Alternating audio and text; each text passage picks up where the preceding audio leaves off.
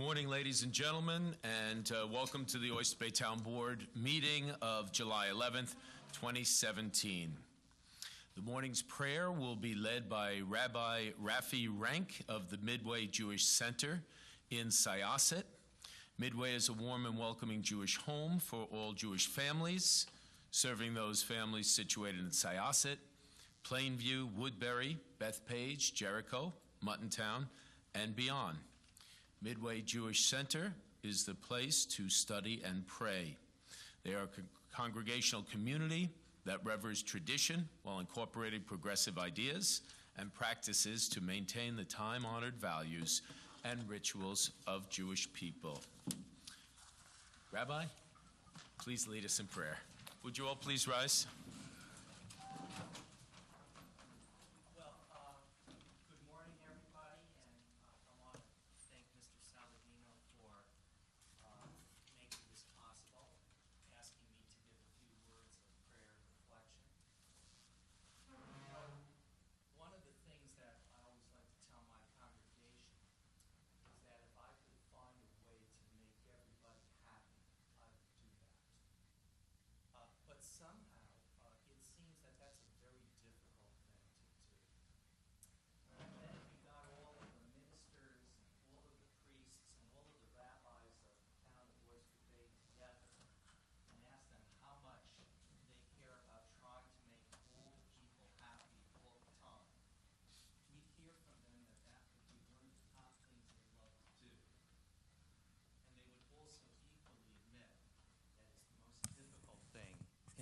To do.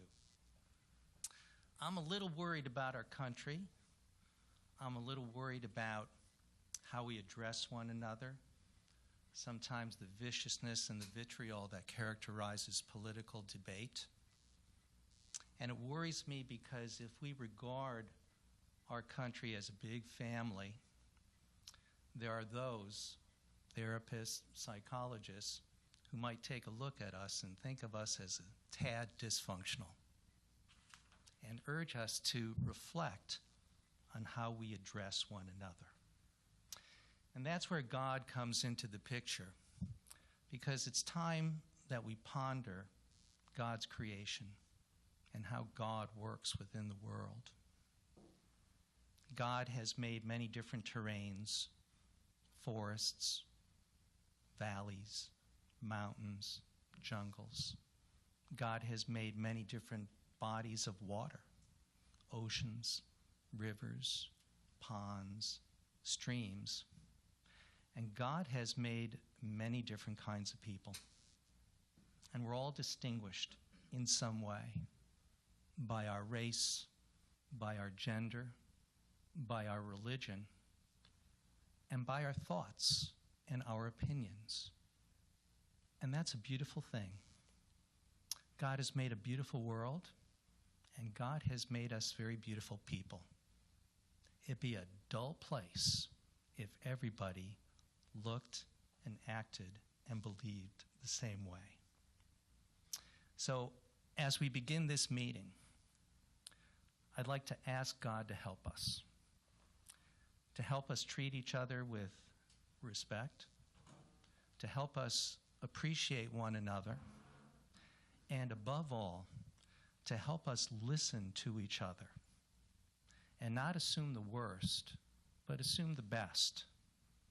Because when we work together for the benefit of all the people, the good people of our town of Oyster Bay, then we are engaged in a sacred activity.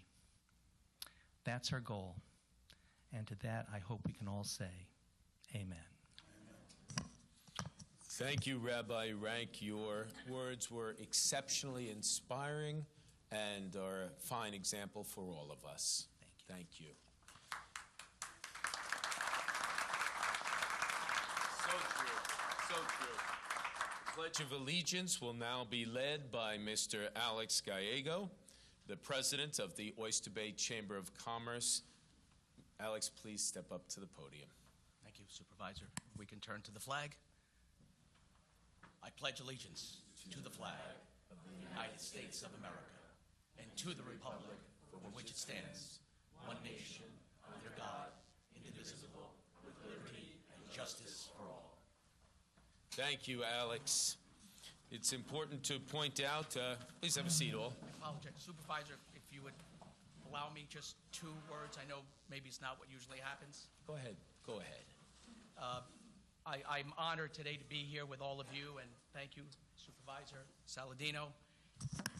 From my vantage point where I sit at the Chamber of Commerce, I have the opportunity to engage every day with local businessmen that take the ultimate risk.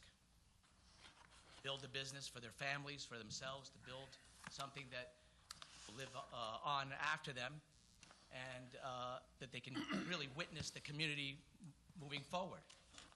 Sometimes in all that conversation that I have, what I hear is, when is this going to get done? When are they going to move that? It's easy for us to judge all that and say, it got done, so things are moving. But there's something else that can also be looked at, and it's what I've witnessed in Supervisor Saladino, is that he has taken the time to visit all of these business folks that are at networking meetings. He has taken the time at the car show not to wave, but to stop the car, get out of the car, shake everyone's hands, and ask, how's it going? What can I do for you? Those are the important things for me, for the Chamber of Commerce, for our local business people, that we have someone who truly believes that his actions and the actions of this fine board can make a difference. So I just wanted to publicly thank you, Supervisor, for the way that you've conducted yourself, your professionalism, and your leadership. Thank you very much. It's much appreciated. Thank you. And a tremendous thanks has to go to all of the members of the Oyster Bay Town Board, who are true professionals, each and every one of them, with a tremendous passion to help this town. Before we get started, Alex, before you leave, if you just come up for a moment, we have a town citation, and I'm going to ask Michelle Johnson, please, if you would, to present this to you. We'll all come down there and with you for a moment, and just point out that your presence this morning is an ideal opportunity to talk about Oyster Bay Chamber, the cruise night, which takes place right here in the hamlet of Oyster Bay every Tuesday night. During the summer, the streets of Oyster Bay are filled with classic cars and spectators during Long Island's most popular car show, Oyster Bay Cruise Night.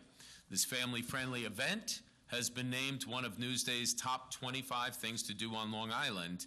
It is a real special day, and quite frankly, it's very important to the merchants and the small business owners that are Oyster Bay, proof of the fact that we continue to work with you to empower and to assist all of the business owners to keep our economy forever building. So thank you to the members of the Chamber of Commerce. As each new store comes in, these proprietors are clearly people we want to work with, want to assist to help our town's economy. So I'll ask all of our town board members to please join Alex in front for this photo.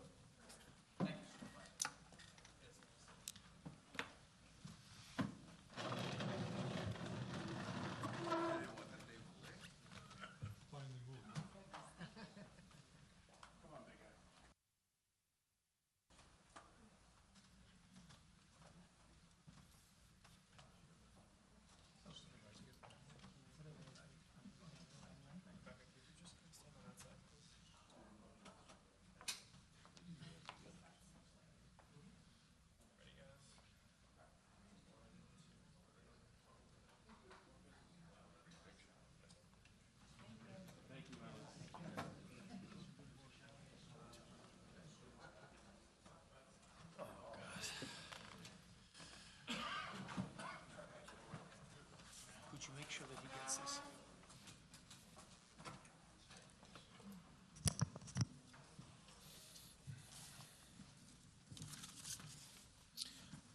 Slightly out of turn, I'd like to ask for a moment of silence. Unfortunately, bad news again. 2 members of law enforcement have been killed in the line of duty. One a member of the New York City Police Department, and another a member of the New York State Police Department. This continuously reminds us these terrible, terrible tragedies of how law enforcement put their lives on the line for our safety. And I'd like to ask for a moment of silence.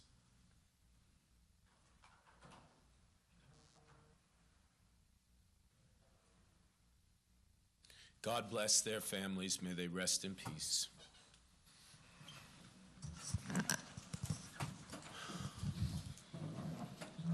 Ladies and gentlemen, last week we received greater insight to serious problems that plagued our town under the previous administration and Supervisor John Venditto. The criminal complaints filed against the former supervisor, the former planning commissioner, and employee and vendors came as no surprise. It is simply more evidence of the corruption that plagued our town before I got here. As I've previously stated, I have zero tolerance for impropriety. Accordingly, the town board and I have taken many actions to clean house and help us turn the corner. First, we have banned Carlo, Liza, and Sons from bidding on and performing work for the town. Additionally, the town will terminate a lease that the company currently holds for use of town property. In regard to Sidney Bound, the town has received legal notice that the company has separated itself from Frank Antitomaso. We welcome this news, and we are in contact with the district attorney's office to determine whether or not any wrongdoing will be directed at that company, and we will take the proper course of action. Secondly, I have directed that an appraisal be conducted on the 50 Engle Street property in Hicksville so that the town of Oyster Bay can sell this property and recoup tax dollars. The property should no longer sit vacant when it can serve as home for economic growth and thus serve the residents of our town. Next, the one employee charged in the district attorney's complaint has been sent a termination letter, and the homeowner who receives special treatment will be billed for the work. The town board and I have turned the page and started a new, fresh, clean chapter in our town. We will not allow our residents and hardworking men and women of Oyster Bay town government to be embarrassed any longer. We have taken significant action to safeguard your wallet and restore the public's trust. To increase accountability and transparency, we have hired a former federal prosecutor as our town attorney and have increased disclosure requirements for contractors, vendors, and high-level employees to prevent conflicts of interest and misdeeds. And it's important to point out that all of the elected officials have filled out these financial disclosure forms. We formed a new independent board of ethics with real, meaningful oversight. To recoup your tax dollars from those who deceived the town through crooked concession agreements, we also sued a prominent law firm, along with the prior concessionaire and a former deputy town attorney. We all learned from the past administration that greater oversight is needed when it comes to vendors and contracts. The town board and I will take action to create an inspector general position to oversee all procurement processes. When we are done with all of our reforms, Oyster Bay will be the most accountable, transparent, and open government in the United States. I expect nothing less, and neither should you. Thank you. Will the town clerk please poll the board? Supervisor Saladino. Present. Councilman Muscarella. Here. Councilman McEnone. Here. Councilwoman Alessia. Yeah, good morning, Jim. Good morning. Councilwoman Johnson. Here. Councilman Imbroda. Present. Councilman Hand. Here. Would you like me to call the first public hearing? Yes, before we do that, I need to make another announcement. The town of Oyster Bay is in the running for the Long Island Regional Economic Development Council grant. We are in pursuit of a $10 million grant, a very serious grant for the fine work that the town is involved in. This investment grant is for the Hicksville downtown revitalization. They have called us and asked to interview me in relation to this grant application for today. So I will be able to stay as long as possible and then have to leave our board meeting after our hearings and votes in order to make it to this grant interview. Will you please call the first hearing? Sure. Hearing local law. To consider a local law entitled "The Local Law to Amend Local Law 1, 2016 as previously amended by Local Law 2, 2017, creating a building permit amnesty program for residential homeowners within the town of Oyster Bay." Good morning, Supervisor and members of the Town Board. Matthew Rose, Deputy Town Attorney. Supervisor, the purpose of this proposed local law is simply to extend what has been commonly known as the amnesty program in the building department, so that individuals who have existing structures on their property without the benefit of a building permit can apply for the permit, seek to legalize the premises without the necessity of the payment of a maintenance or maintained fee. The local law would extend the program through the end of the year until December 31st, 2017. All other building permit fees or application fees would remain in place with the exception of the maintained fee. It's my understanding the program has been wildly successful. It has brought many properties into compliance, or at least has caused many property owners to come to the building department to seek assistance in legalizing the premises. And given the success of that program, we're proposing to now extend it through the end of the year. Can you speak to the benefits of this program and the needs in the different communities?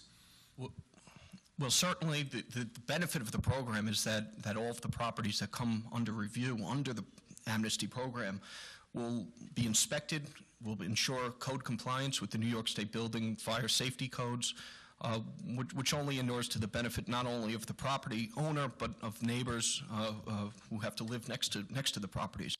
We'll know that the properties are safe, that they're code compliant, and meet all applicable rules, regulations, and codes.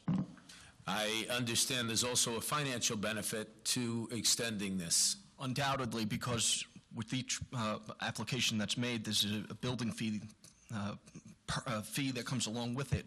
And so, yes, there would be a financial benefit. The only fee that's being waived is the maintained fee. All of the fees remain in place.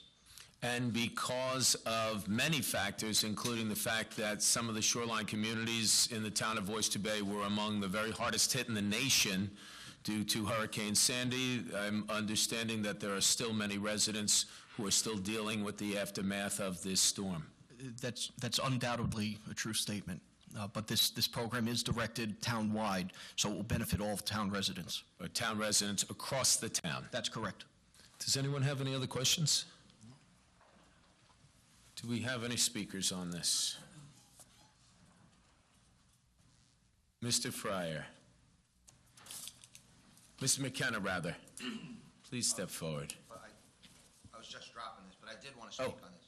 Please, go ahead. I'm still looking to see who else we Good morning, have on Town Board. Kevin McKenna, Syosset, New York. The only comment that I want to make or question is in regards to this amnesty, do homeowners or business owners that need to come into compliance, if they are coming into compliance because somebody complained about them and only because the public brought it to the town's attention, do they still get Amnesty? do they still get the fees waived if they didn't come forth on their own? It's my understanding that this program is administered equally for all residents of the town. Let's just get that clarification on that. Is this program administered equally for all residents of the town of Oyster Bay? That certainly is my understanding, although I'd like to just correct one statement. The program is directed at residential properties, not commercial properties. But also, Counselor, the fees, they pay the fees, they're not penalized, correct? That's correct. They're paying the building permit application fee. The only fee being waived is the maintain fee. Thank you. You know, I would just like to ask the board to consider to put a caveat in there that if a resident did not come forward on their own and you know, somebody had to complain about them and get them to come here, I don't think that their fees should be waived. Thank you for your testimony. Is there any other speakers on this issue? Mr. Fryer.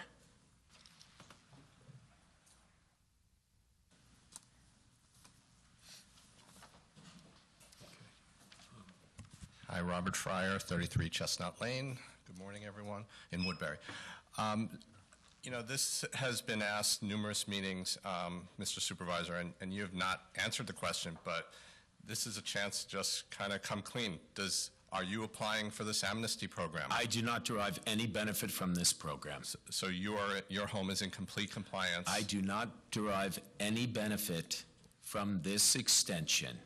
I have done all of my compliance previously, and therefore... Before you became town supervisor? I have done all of my compliance previously, and therefore I don't benefit by this. Have you done it before you became Tell you town what, supervisor? Ask me your questions. My question okay. is, were you in compliance before you became the appointed supervisor of the town of Oyster Bay? Do you have any other questions? That is my question. Okay, if you'll just take a seat, we'll address that.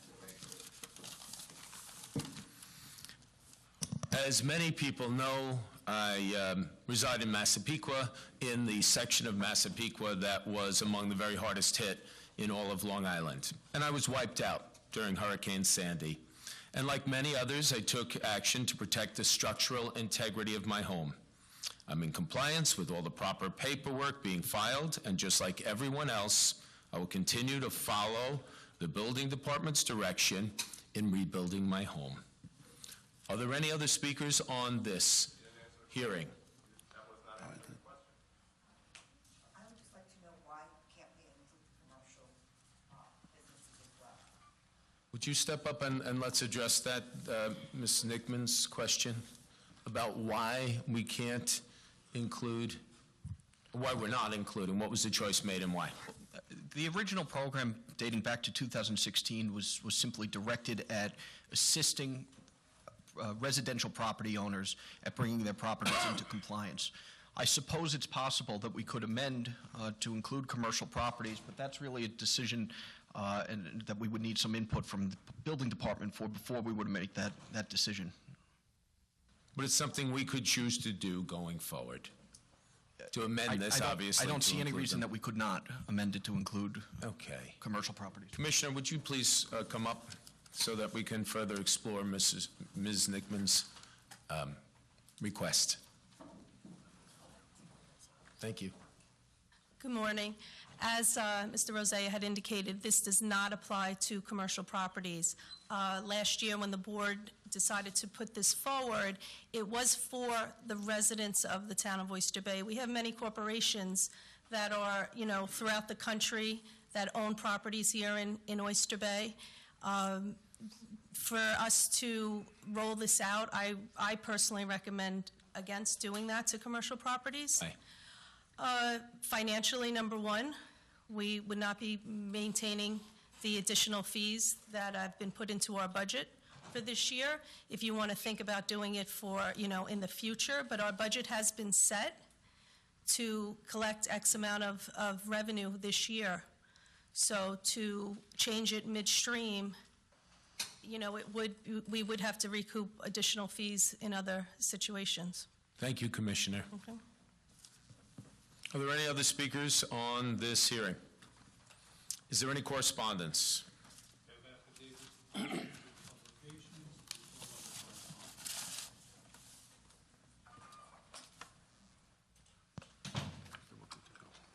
for a vote? No, let me make a motion. What's that? Supervisor, I'll make a motion that this public hearing be closed and the decision be voted on today. Second. All in favor signify by saying aye. Aye. All opposed, nay. The ayes have it. Would you please call for the vote? Sure. Supervisor Saladino? Aye. Councilman Muscarella? Aye. Councilman McEnone? Aye. Councilwoman Alessia? Aye. Councilwoman Johnson? Aye. Councilman Imbrodo? Aye. Councilman Han? Aye. Motion carries with 7 ayes. Thank you, Town Clerk. And would you please call the calendar? What I'm going to do is call the regular action calendar, the suspends calendar, and the resuspends calendar. That's the walk-on, and then you can take comments for that, okay?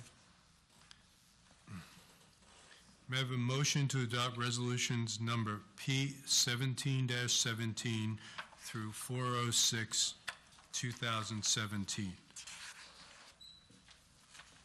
I'm also going to ask for a motion to suspend the rules and add the following resolutions: 407, 2017 through 413, 2017, as well as a walk-on resolution, which I will read into the minutes, which would be to resuspend the rules and add the following walk-on resolution, which is resolution number 414, 2017,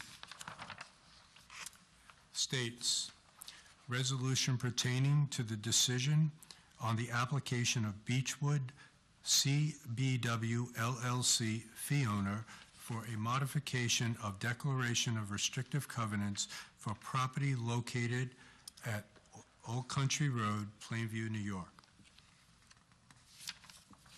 So what I'd like to have is a motion on the regular calendar for the record, a motion for the suspends, and a motion for the walk-on. So I'm going to call it all, and then you can have it.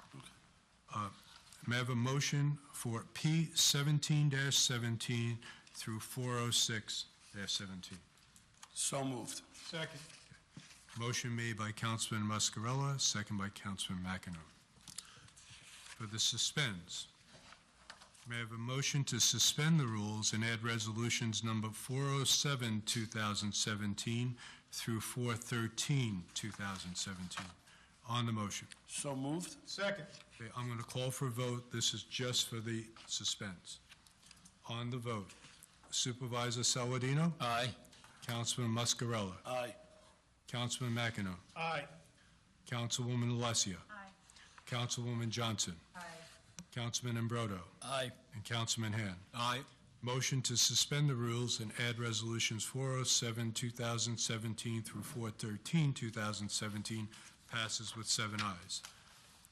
May I have a motion to resuspend the rules and add the following walk-on resolution number 414, 2017?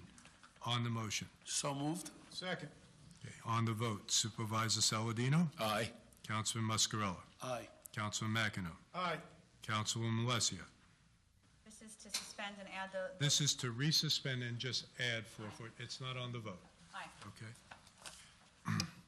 Councilwoman Johnson? Aye. Councilman Imbrodo? Aye. And Councilman Hand? Aye. Okay, motion to resuspend the rules and add 414, 2017 passes with 7 ayes. Now, all of these are open to discussion, and you have comments on pretty much all of them. Okay. Our first is Personnel Resolution P 1717, and our first speaker will be Councilman Anthony McEnone.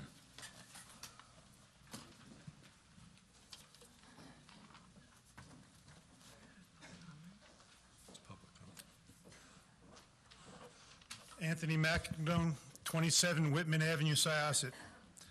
I rise to speak before you this morning about the personnel resolution. There's a slot that they're looking to fill for $163,000. There's no resume on this individual. I understand he does not live in the town of Oyster Bay. This in a year where we ask our employees to give back their hard-earned wages, where we are charging community groups for a showmobile. All right?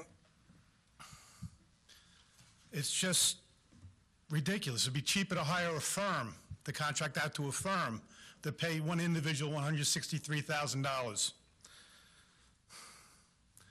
You know, Ronald Reagan said it. We're spending money like drunken sailors. Except the next day, the drunken sailor has some remorse, but at least he spent his own money. I urge you all to vote no on this resolution. Thank you. In response to that, I want to thank you for giving us that testimony. It's important to point out that this person will be taking the role of multiple employees in an advisory capacity in my office, and the fact that clearly we have to continue to do a better job each and every day with transparency in the town of Oyster Bay. An important aspect of providing the highest level of transparency is how we're communicating that to the public. Adding more to the internet, adding more in our presentation to the public. And we have someone who is highly experienced, who I worked with for some 13 years in the New York State Assembly, and someone whose talents are second to none. I feel confident that bringing this person on board will greatly increase our transparency and properly guide us to fully communicate with the public. That's the intention of bringing such a highly experienced and such qualified person on board for us. Obviously, now that we're well into July, it won't cost that much for this year, and then come the first of the year, we can reevaluate the situation. Supervisor, may I ask a question? Certainly. Is this individual going to be filling a slot that already exists? Let's bring Vicki up to give the full Supervisor, wait, information. why didn't we get a resume in the packet? If this individual is so clearly qualified, why was there no resume? That's a very good question. I know the deputy supervisor made calls to all the board members to answer their questions and to brief them fully on this, but obviously a resume should have been part of that. Vicki, can you speak to us about the slot and how this is taking place? Absolutely, sir. How it's being proposed? Good morning, all. Before I speak to that specific slot, I have just a couple of corrections I need to make to the Endely, because what you're all reading has a couple of errors. Number one, on item number 222, you need to correct, it only stops at grade 16. It's 16-01 with a salary of $53,186. You say that one more time, Vic? It's grade 16, step 01, salary $53,186. On item 223, same information, 1601, $53,186. On the same line, 223, under delete, please add recreation aid, grade and step 09-05, $49,778. Okay. As far as the slot, it is a new slot.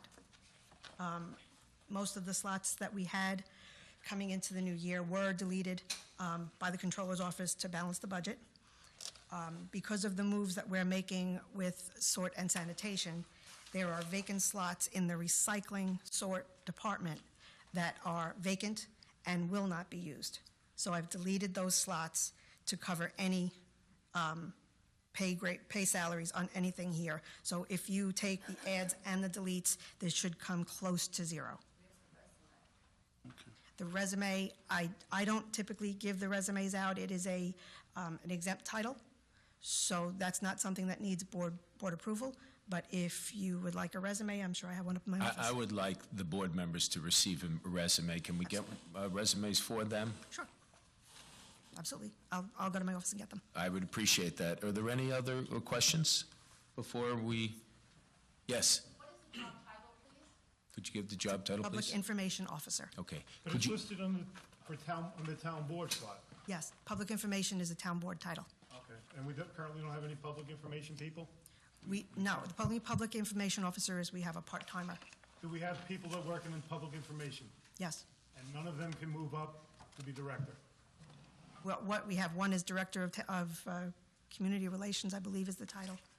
But But we don't have another Public Information Officer, no. where I'm confused, and I'm sorry to put you on the spot, but I think I was given some misinformation, is I believe that we were filling a vacant slot that was left for Director of Public Information Officer. That's not the case? No, I'm creating a brand-new slot. Did somebody have this title in the Yes. past? Yes, we've had that title in the past. He retired a few years ago. Okay.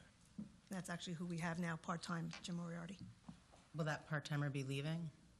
I'm not sure what the status of him is at this point. In my conversations is that part-timer will be leaving in the near future. Exactly when, we haven't spoken I think it's just to a when. transition at this point. We have nobody, we can't give incentive to our workers to move up in ranks. We have nobody that can move up to take this spot. No one in this entire town, no town resident of our 300,000 residents are qualified to take this spot. That's not my Wait a decision, minute. sir. No one's as qualified or has the expertise or the experience or the wisdom and everything else to fulfill the job. Or we can't get an outside firm, that would be a lot cheaper. I know I deal with one in my other life that would be half the cost as this. Without benefits. This is something. Without benefits. The person is. And the benefits on top, you're talking a $200,000 position. This is something that very qualified. I'd like to address. $200,000, Councilman? I do not think so. Do you know who it is? It is. It's a very qualified individual. And this It is not It just. is my understanding that he will not be taking the benefits, that he get benefits elsewhere. Okay, I'd also like to point out that the responsibilities No, his wife has a job. of this candidate for this spot is not only to do with public information, dealing with the media, increasing our transparency, increasing our information both online, with the media, as well as with the public, and greatly improving the job we're doing.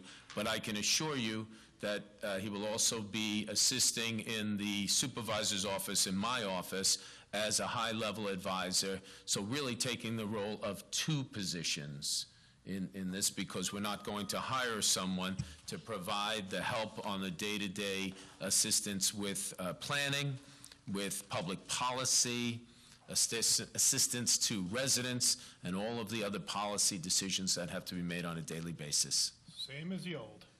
Well, that's exactly the point. We're not utilizing someone who was here during the previous administration. No, but you're paying a high-powered Republican operative to take a spot who does not live in the town of Oyster Bay. And we have not explored every option of even contracting out for this.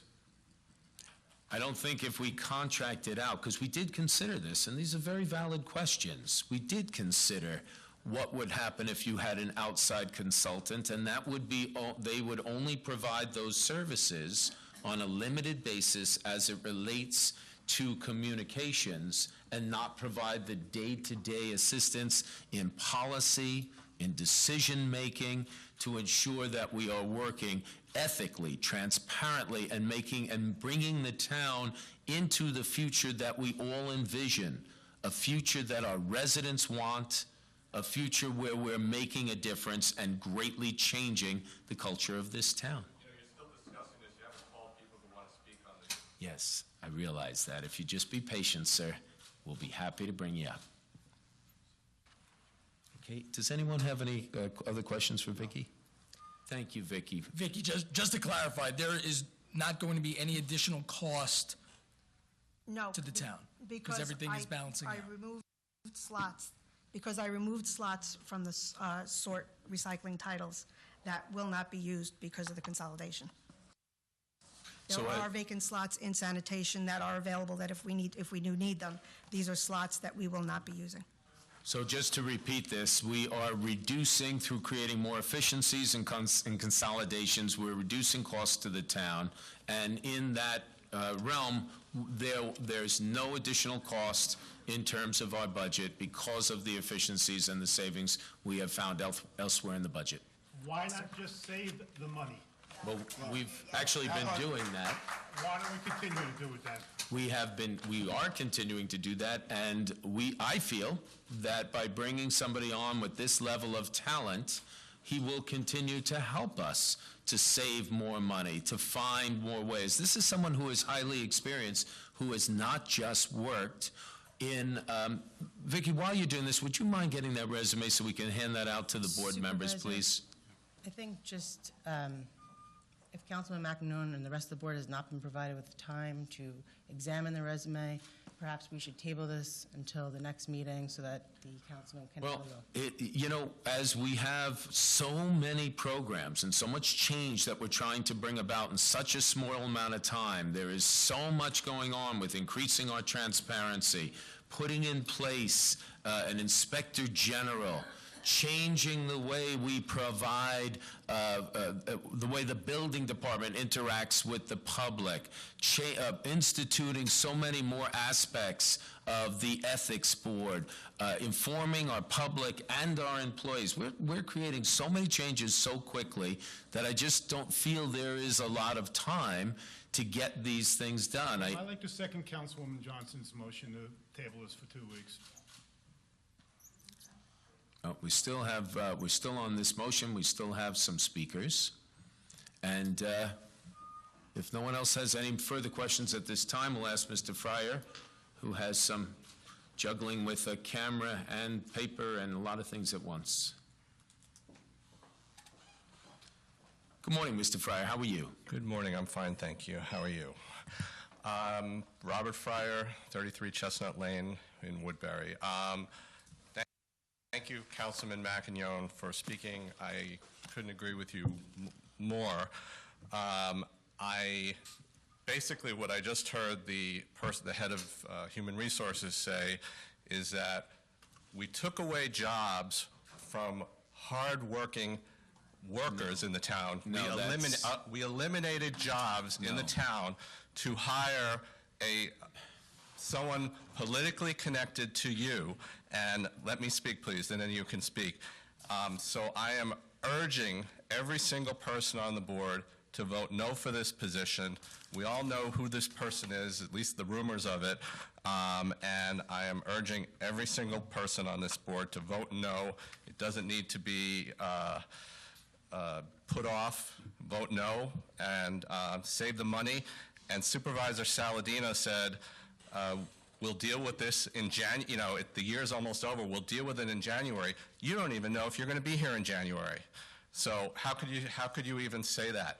So I urge every single member of this board to vote no on this. Thank you. Thank you for your testimony.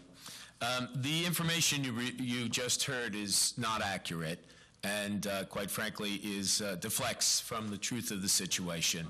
We have made many consolidations and we're continuing to find savings with sanitation, with sort, in the ways that the public wants us to reduce costs. Now, we have a person who is willing to take on multiple roles in one position. We have defined this in a way that they'll be taking on policy, taking on high-level administrative assistance in a team is bare bones. And this kind of help will make a big difference in administering the town, in bringing about the changes the public has demanded and that, quite frankly, we have promised, as well as greatly increasing transparency. And an important factor in all of that is someone who is so highly experienced at all levels of government, who I have worked with for many, many years, and is a consummate, very talented professional. And as far as the last speaker, I know I stand for honesty and integrity and transparency. The last speaker is a candidate for public office who has an obligation to understand the facts and accept the truth rather than perpetuate information that's just not true. Yes. Ms. Nickman, would you please step forward? Would you like to speak?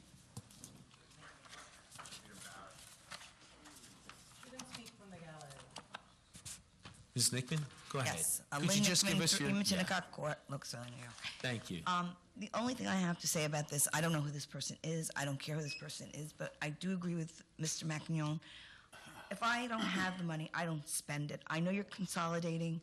It would be nice if we had some extra money put aside. 167 or 63,000, I don't remember the exact number, is a lot of money to pay one person to do multiple jobs, which I'm not sure of what we're talking about here. And we're paying very high taxes, and I think that we should try to save some money. I am sure that somebody along the lines in our group here could do some of these tasks with their jobs and not have to be compensated with more money. So my feelings are that we should not go forward and hire anything. We're trying to reduce. They're bare bones because we can't afford it. So hiring somebody at a high salary like that is really improper. Thank you, Ms. Nickman, for your testimony. To address the comments that were just made, I want to point out that we are continuing to reorganize the town of Oyster Bay to bring about much higher efficiencies. While I understand the sticker shock involved in the number, and I assume everyone is speaking who has spoke is in relation to the sticker shock for the information without understanding all of the many roles that this person will be taking on. We're talking about a consummate professional who has tremendous experience in cutting the budget to assist us in that process, who has tremendous experience in the administration of town government to help us make this town even better, and to communicate the information on a day-to-day basis to bring about the highest level of transparency that, quite frankly, I promised from day one here. So we need to do the best job possible. We need fresh blood here who will communicate these ideas and these programs, who will help us formulate these programs and bring about tremendous savings. If someone makes that much money and then goes out and helps us to save over $1 million, they're certainly worth that. And the reason the number is what it is because that's what they're currently being paid. And in order to get them away from their current position and attract them to the town of Oyster Bay, we have to offer them the same amount.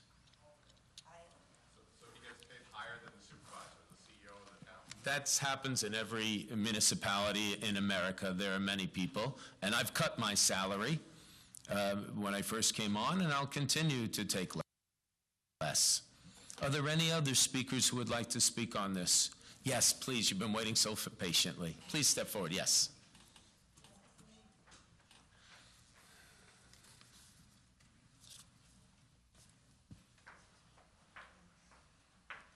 My name is Margaret Eaton. I'm from Hicksville. It seems to me that you have not received, the board has not received the resumes. And I don't know how you could really vote on this without seeing the resume. Because I'm sitting here also saying I don't know exactly what the job function is. So in order to really vote on it, I think everyone, you, need to know what the job function is. So I don't think it should be voted on personally today. I think it needs to be tabled for at least 2 weeks. I agree with Councilwoman and Council. Thank you. Thank you. The job functions include the policies, assistance in policy making in my office on a day-to-day basis, assisting us in the consolidations and the cost savings across the town, assisting us in working with the media on a daily basis, assisting us in the formulation of our approach to providing that transparency. Remember, in a world where it's not just the written word, it's the internet, it's the messaging online, it's the messaging with Facebook, Twitter, all the many social media aspects. It's how we create the programs of transparency in the best way possible so the public knows what we're doing, how we're doing it, and why. In addition, this person will be taking on the roles of multiple positions, including as a top advisor in my office, working on the day-to-day operations of running the town of Oyster Bay, America's third largest township. I know this individual from working with them for years and years in Albany, in the state capital, someone with tremendous experience, someone who has instituted programs like the tax cap, for instance, which began with my conference that I was a member of in the State Assembly. That's where the tax cap began. And this person helped us to formulate that tax cap, helped us to go out and listen to the public across the state of New York, and put together such a strong program that those elected officials from the other conferences in the Assembly and Senate, as well as the governor, embraced the tax cap and passed it into law. So we're dealing with someone with tremendously superior talents, with a wide breadth of experience in multiple layers of government, local government, state government. And this is someone that if we don't act on this, we'll lose them to another municipality, because quite frankly, anybody would grab up someone of this talent level as quickly as they can. Yes. No, it's not Rob Walker. The man's name is Brian Nevin, and he has worked in so many levels of government and is a superior administrator, one of the best I've ever worked with. And because we have this opportunity now, we would lose him otherwise. I understand, as I said, that sticker shock involved. Good people in the, because now we're competing with the private sector as well. And the private sector pays amazing numbers, as you know, and anybody involved in the private sector or knows people who are involved in the private sector. The amount of savings we are going to receive by hiring this individual will be astronomical and many, many times their salary.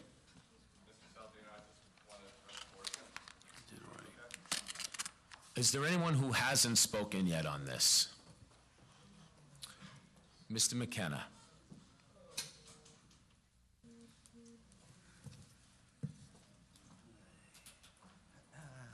Kevin McKenna again, Syosset, New York. Mr. Supervisor, every time I have a feeling that things are starting to change for the better, and I want to believe that you're trying to do what you say you're trying to do, I get hit with a curveball, and this is just unbelievable. No, it's not. Let me just make my statement, okay? Sure. You have a woman come up here, Vicky Spinelli, who the board is asking at this point for a resume, who hasn't provided it to you, who's in charge of human resources, who actually is not in charge of human resources. It's John Canning. Is that who's really in charge of human resources, who we never ever get to see? And I would like to understand, and I'm sure everybody else would like to understand, who is giving direction to Vicky Spinelli to create, or who is giving direction to Vicky Spinelli as to where this individual is going, slotted? As Councilwoman Alessi asked, good questions. Who is the person who's giving Vicky Spinelli direction? Because, as we just read and you went on the steps of Supreme Court and you talked about how adamant you are against corruption. And I want to believe that. I really want to believe that. And half of me sometimes believes it. If I said it to certain people, they tell me I was out of my mind. But I really want to believe that. And then I come home and I read the indictment that was public. It's public information. And in the indictment of Sal Cesari, okay, who I'm glad that you've terminated, okay? In the indictment, it states that Vicky Spinelli was given direction by Mr. Venditto's right-hand man, who doesn't even work for the town of Oyster Bay, okay, in the hiring and firing of people, okay, to protect Fred Ippolito. The bottom line is that Vicky Spinelli is lucky that she wasn't arrested, okay? Let me finish. I don't know how you can... She's on the wiretaps. She's on... Let me finish. Mr. McKenna, if you're going to... The rules are that I get to speak. But, Mr. McKenna, I've made this very clear. You don't have the right to go after town employees. I'm not going after. Well, she's on the wiretaps, Mr. McKenna, taking direction. Mr. McKenna, you're slandering an individual it's on the indictment. Who is not under investigation, who is not been arrested. She was not under investigation. I'm not saying that, but she's on the wiretaps, Mr. McKenna, taking direction from a non-employee of the town of Oyster Bay. Mr. McKenna, first of all, this kind of slander is not appreciated, and second of all... It's not slander. Sir, have you read the indictment? Have you read the indictment? She Mr. took McKenna. direction from Mr. Porcelli, who's Vendetto's right-hand man, Mr. McKenna, I hope in the future and she you'll performed follow... something that's unethical. She took direction from a non-employee of the town of Oyster Bay in hiring and firing McKenna. people. Can't bring false Mr. witnesses. And you're looking to her for Mr. McKenna. guidance on how these slots are being done or what have you. It's mind-boggling. Mr. McKenna. She's lucky she's working here today. Grandstanding, I'm this not is not the grandstanding. right place for your grandstanding. It's very obvious, but sir, It's in the indictment. thank you for your testimony. Your time is up. Okay. Thank you for your testimony. I just want to say, Sir, when I mean your In the time is public- up, it means the time that you've been speaking is up. there as are in the people now. in the public, that would do this job that you're paying somebody $166,000 for free. Okay. Okay? Why don't you give the Okay. public an opportunity to step up and really make change in Oyster Bay and help you? And that's okay? exactly you what we're hired. doing. You hired Greg Carmen. You created a position for Greg Carmen. Okay, how many right-hand men do you need? It's mind-boggling. Mr. McKenna, thank you for your testimony. And I'll just remind everyone in the audience that this is not the place for grandstanding, this is not the place for politics, and this is not the place for forwarding incorrect information. And I will make a statement that probably addresses what was just said. If you look at the history in the town of Oyster Bay, the supervisor's office has been staffed with high-level professionals going back decades and generations. Mr. Yavoli, Supervisor Yavoli, had an excellent deputy supervisor and had a whole staff of highly trained, highly experienced, and highly paid professionals, the best at that time to assist him in running the town.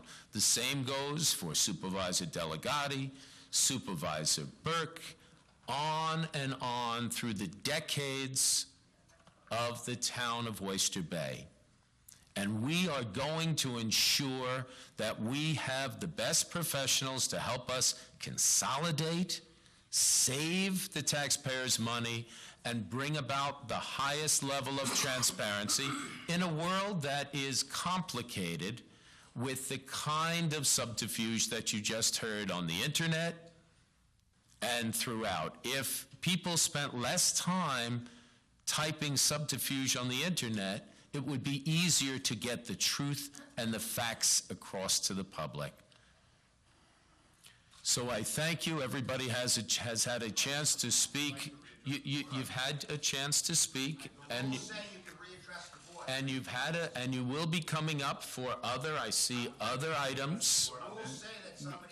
Ladies and gentlemen, ladies and gentlemen, I'm going to call for order.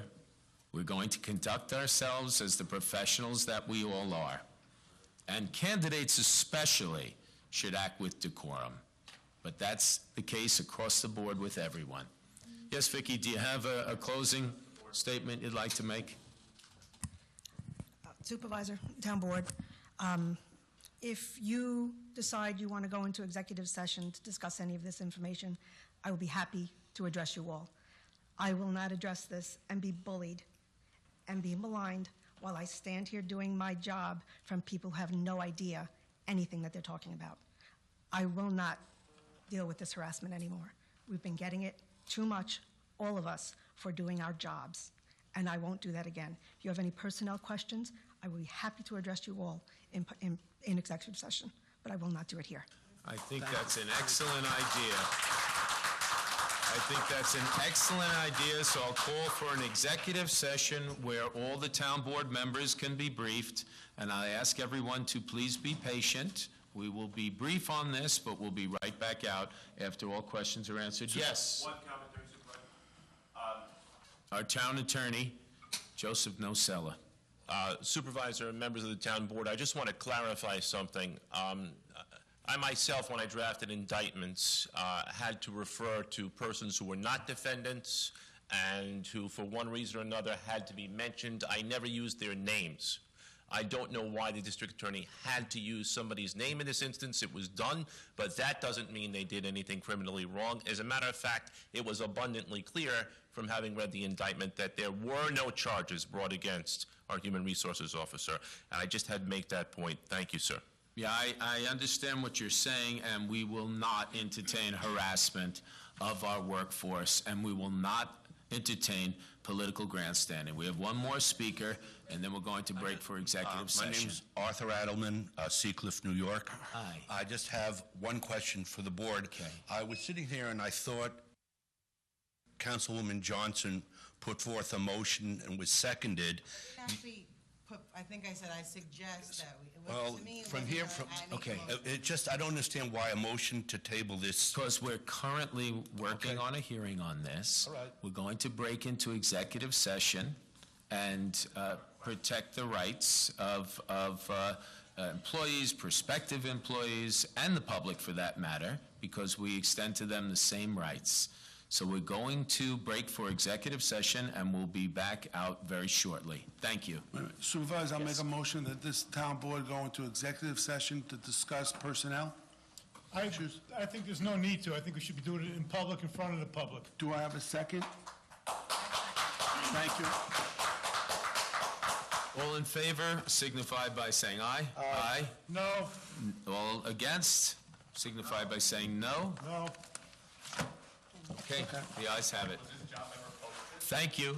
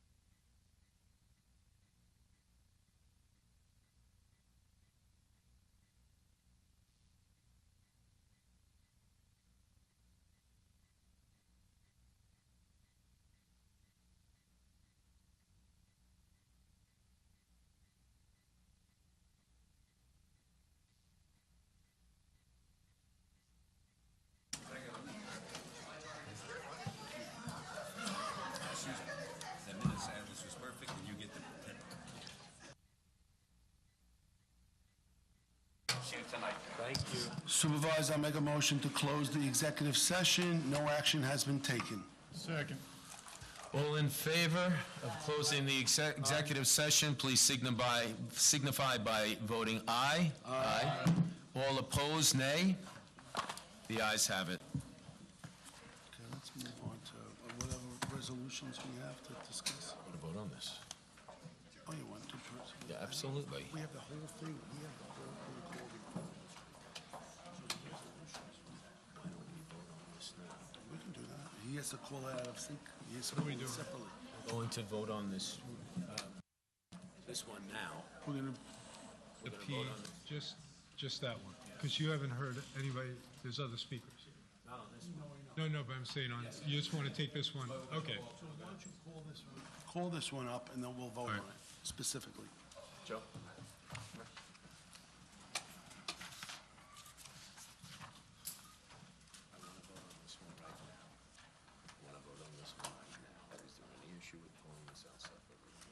No. No, you have the, okay, discretion to do it. Thank you. May I have a vote on resolution item P 1717? We have briefed all the town board members. Everyone has received a resume. All of their questions have been answered. And it is my judgment that we are ready to vote on P 1717 alone. Okay, Supervisor, the motion was made by Councilman Muscarella. Now, I will call it as a separate, so I'm going to ask for a motion, Sure. and I need a second. May I have a motion to adopt Resolution P 1717 only? So moved. Second. Okay. Motion made by Councilman Muscarella, seconded by Councilman McEnone. On the vote, Supervisor Saladino. Aye. Councilman Muscarella. Aye. Councilman McEnone. No. Councilwoman Alessia. Aye. Councilwoman Johnson. Aye. Councilman Imbrodo. Aye. Councilman Hand. Aye. Motion to adopt Resolution P 17-17 passes with 6 ayes and 1 nay. Thank you. Will the clerk continue the calendar? We already called the calendar. You're into the Resolutions. session. Okay. We have speakers on these resolutions, starting with Paul Molinari. Mr. Molinari, will you join us, please? He has 2. So what's that? 6.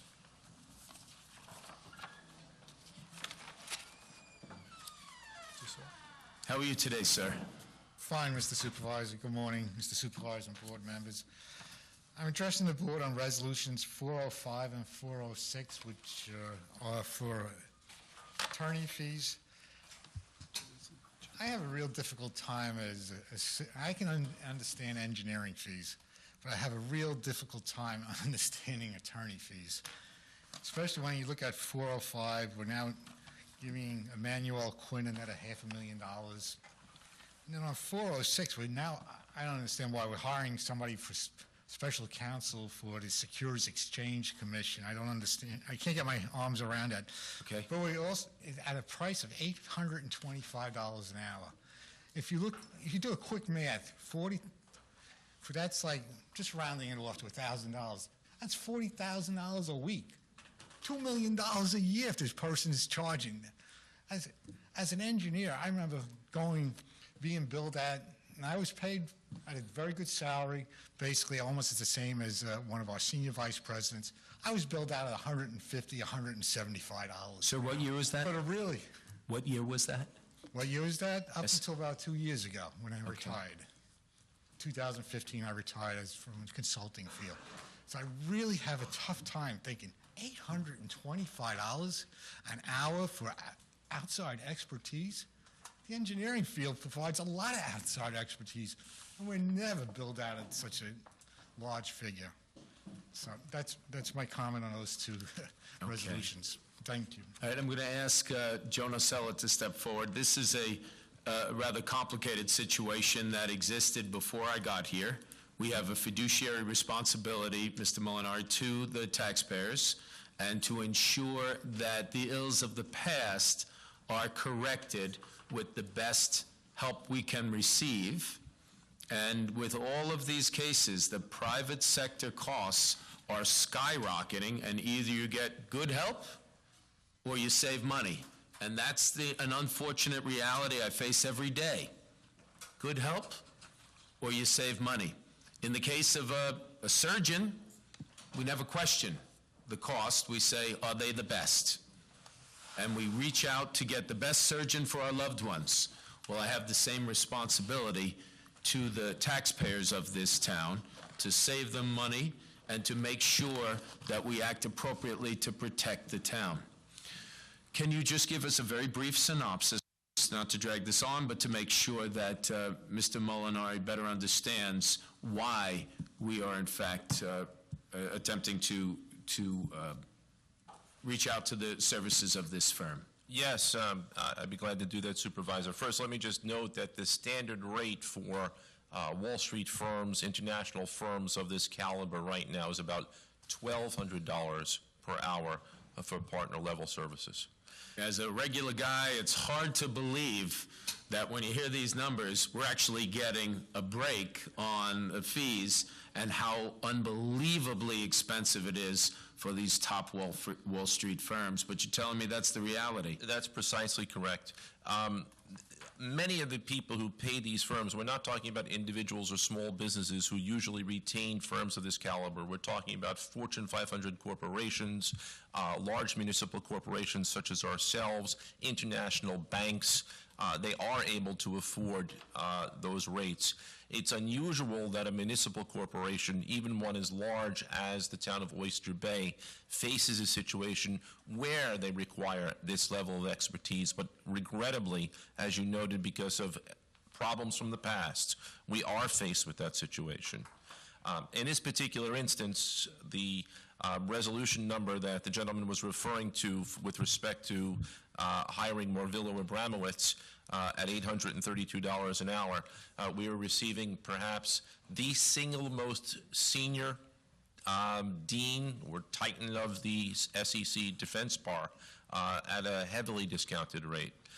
His actual rate itself was discounted by 10% as a municipal courtesy rate to us after I had extensive discussions with him, spending several hours on the telephone explaining the circumstances. We didn't pay for those hours. We weren't billed for those hours, correct? No, as a matter of fact, I looked at them, and there were multiple hours spent just on firms which I identified to the town board members that we looked at, and the total amount of hours I spent was in excess of 18 hours interviewing people that might have been available to us, any one of which might have been capable of handling this representation. As it turns out, Morvillo Abramowitz has Mr. Iacin there, who is most highly regarded by everybody in the field. He is an older gentleman who was at one time in his youth a Watergate prosecutor, then an assistant United States attorney, then worked for the SEC in enforcement. And after leaving the SEC and the Department of Justice, he worked in the private sector. He has extensive knowledge of the inner workings of the SEC and the Department of Justice, and has done a superb job for many clients. Again, we're talking about clients that would not be hiring these firms if they were a small business on Long Island. Even a large construction firm on Long Island or a small bank on Long Island might not be able to afford these type of rates, but they're not faced. They don't have the obligation to issue municipal bonds like the town of Oyster Bay does, and they're not faced with the problems that we have now inherited and we are now required to face. In that regard, I would note, the information which I provided to the board over those 18 hours, because the matters arose very abruptly. I had spoken to specifically 4 different law firms. Only one of them had any rate that would come down below $1,000 per hour. That was Crowell and Mooring, highly respected firm, a boutique that works largely with SEC matters in Washington, D.C., but also represents clients in New York, Boston, throughout the Eastern Seaboard. The others were Winston and Strawn, Ropes and Gray, and their hours were all, just safely to say, well above, north of $1,000 an hour.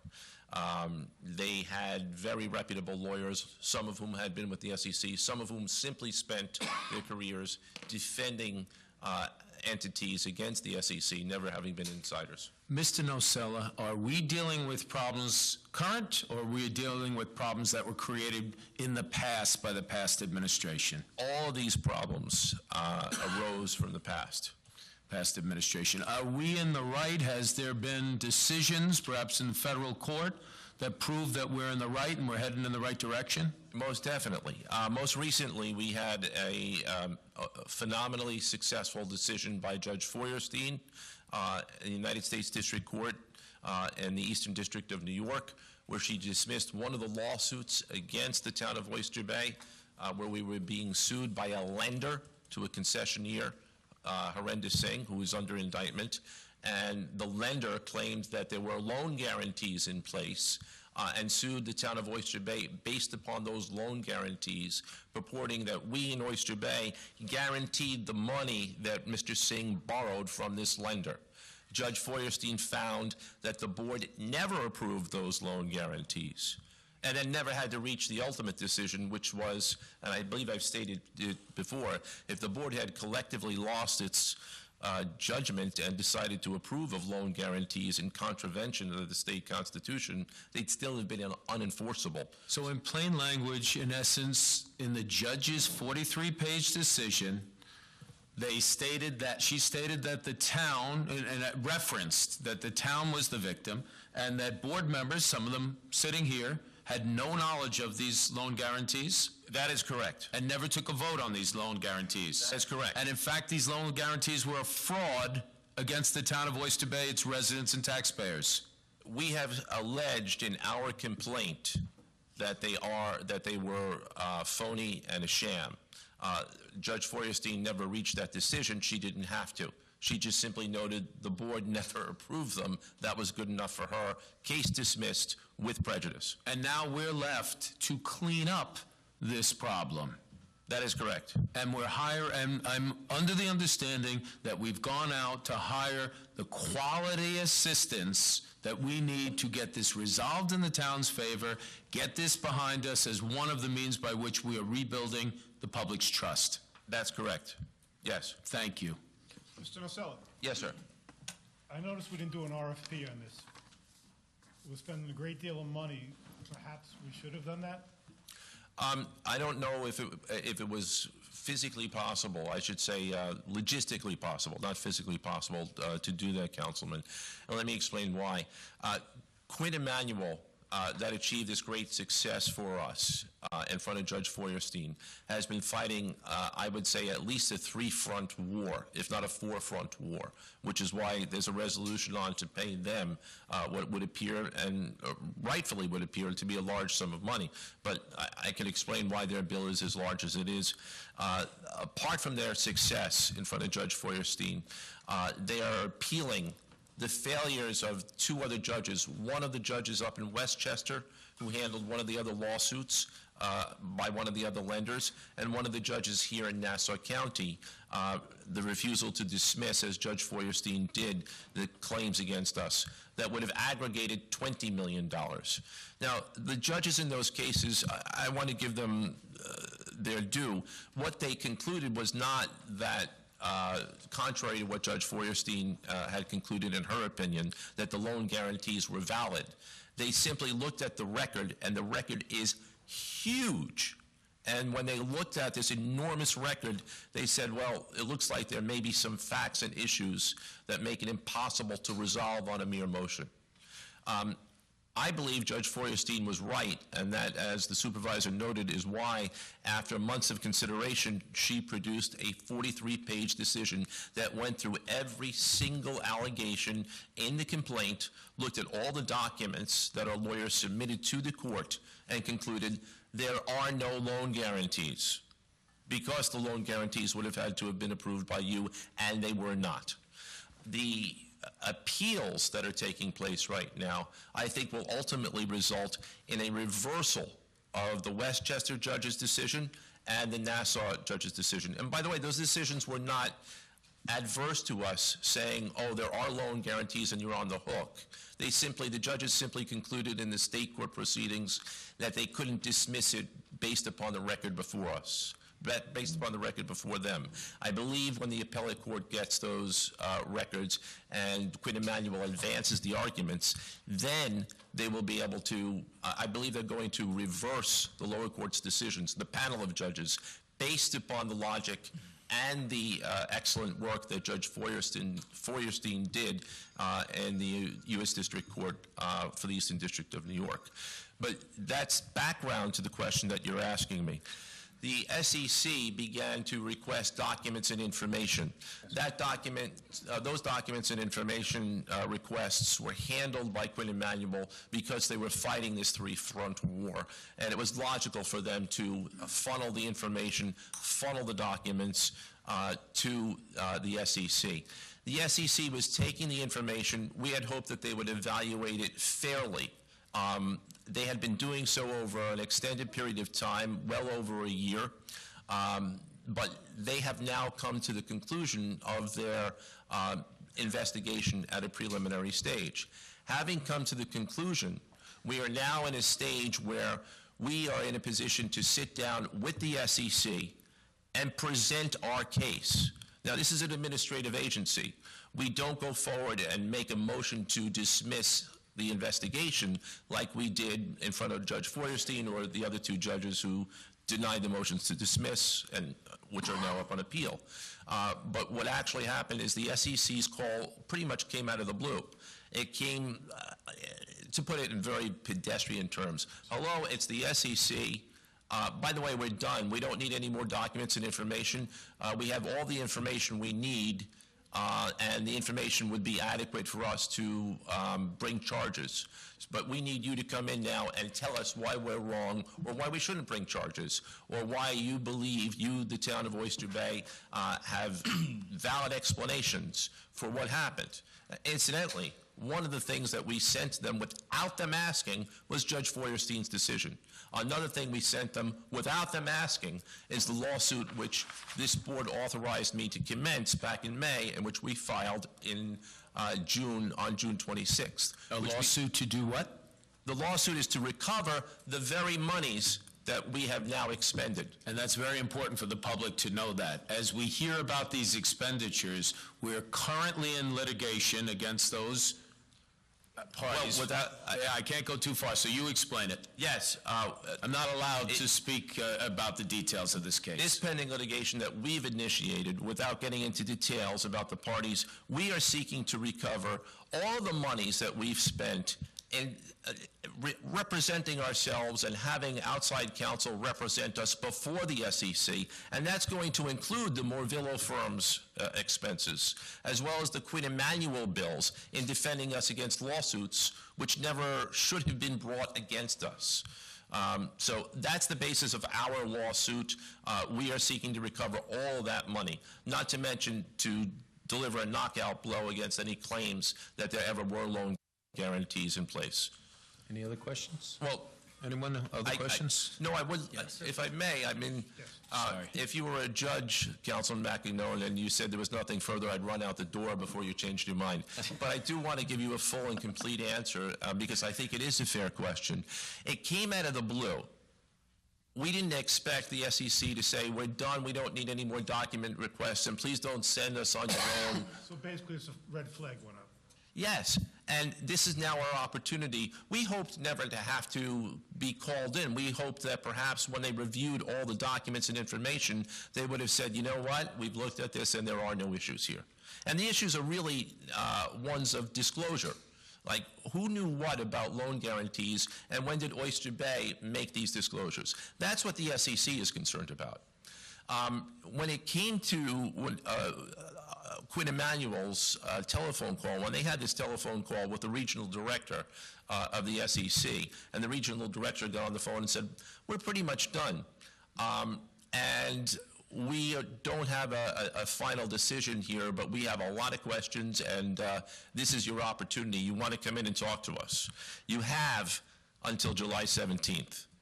And the instructions that I gave to Quinn Emanuel was, you tell them we want to come in, we want the opportunity to present our case, and we want to bring in additional people to make the case. And under those circumstances, several factors had to be considered. Number one, just putting together an RFP would have taken days. And in putting together the RFP, I'd be deeply concerned that by sending it out in written format to large numbers of law firms who specialize in SEC defense, we might have been putting out privileged materials that we needed to preserve and hold back until we got to the SEC. That's number one. That would have been a problem with the RFP itself. Number two, we then would have had to have solicited the responses and the proposals. I'm sure because these firms would have been happy to take the case, that these four firms that we did speak to would have responded. Then I would have sat down individually with my staff, and then separately I would have had them each evaluate the proposals separately and ask them to come up with an evaluation and a ranking from the legal perspective as to who is going to give us the very best representation at the most cost-effective rate. All of that would have taken a great deal of time. And we were stuck with so little time. I mean, a call that comes at the end of June that requires an answer. You want to come in and talk, and then that we have counsel in place by June 17th. It simply wasn't time. July 17th. July 17th, sorry. And before you, are there any other questions from anyone? Okay, before you sit down, I just want to reiterate the facts very briefly, because there was a lot of legalese discussed, and we want to boil it down for perhaps people watching at home or for the general public. That our lawsuit is to, among other things, reclaim monies like the monies that would be spent on this case, correct? That's correct. That all of these issues are related to things that, the issues of the past administration, not currently. That is correct. That no board member here had any knowledge of this going on. That's absolutely correct. And the judge... May I add further? I will state only that it's alleged in the complaint, and I will go no further, that the loan guarantees that are the subject of much of these investigations and lawsuits against us were actively concealed from the board. Not just that you didn't approve them. And obviously no vote was taken by any board member. Well, you couldn't vote on something that was concealed from you. Thank you for reiterating the facts for the public. Thank you. Thank you, Mr. Nasello. Thank you. Our next speaker is Arthur Edelman of Seacliff. Mr. Edelman. How you do? Could you repeat your address again for the record, your name and address? 110 Dubois Avenue, Seacliff, 11579.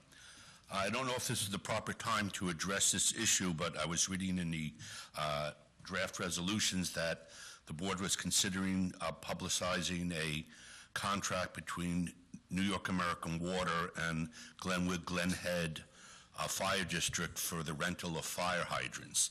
And the amount that was supposed to be publicized was at a cost of $168,000 for 224 fire hydrants. The only comparative number I could find in any other town resolutions was one last year between the Oyster Bay Water District and the fire companies there for 225 hydrants at a cost of $20,000. On a per hydrant comparison, the Oyster Bay Water District contract is $90 per hydrant, while New York American Water wants to charge Glen Head Fire District $750 a hydrant. I don't know if it's in your realm of to do something about this, but I know the people in Glen Head, Seacliff Water District are already under tremendous pressure, as other water districts are, who are clients of New York American Water. And it just seems outrageous. Yeah, just so you know, I personally am a client, a consumer of New York American Water. where I am. But let's bring Donna up to get you the information you're seeking, okay? Donna's one of our deputy town attorneys. Hi. Good morning, Supervisor, Councilman. This reso is for the calling of... Could you please step up to the microphone and lower it down so you can be heard by everyone in the room? Step up and lower it down. Can I have a stool, Tony? Basically, this is calling for a public hearing, a notice of that. And in the history of the town of Oyster Bay, Aqua New York has always been extremely high. At one point, I believe they were the highest water company in the country. The value has not gone up. It is the same as it was last year. We do this once a year.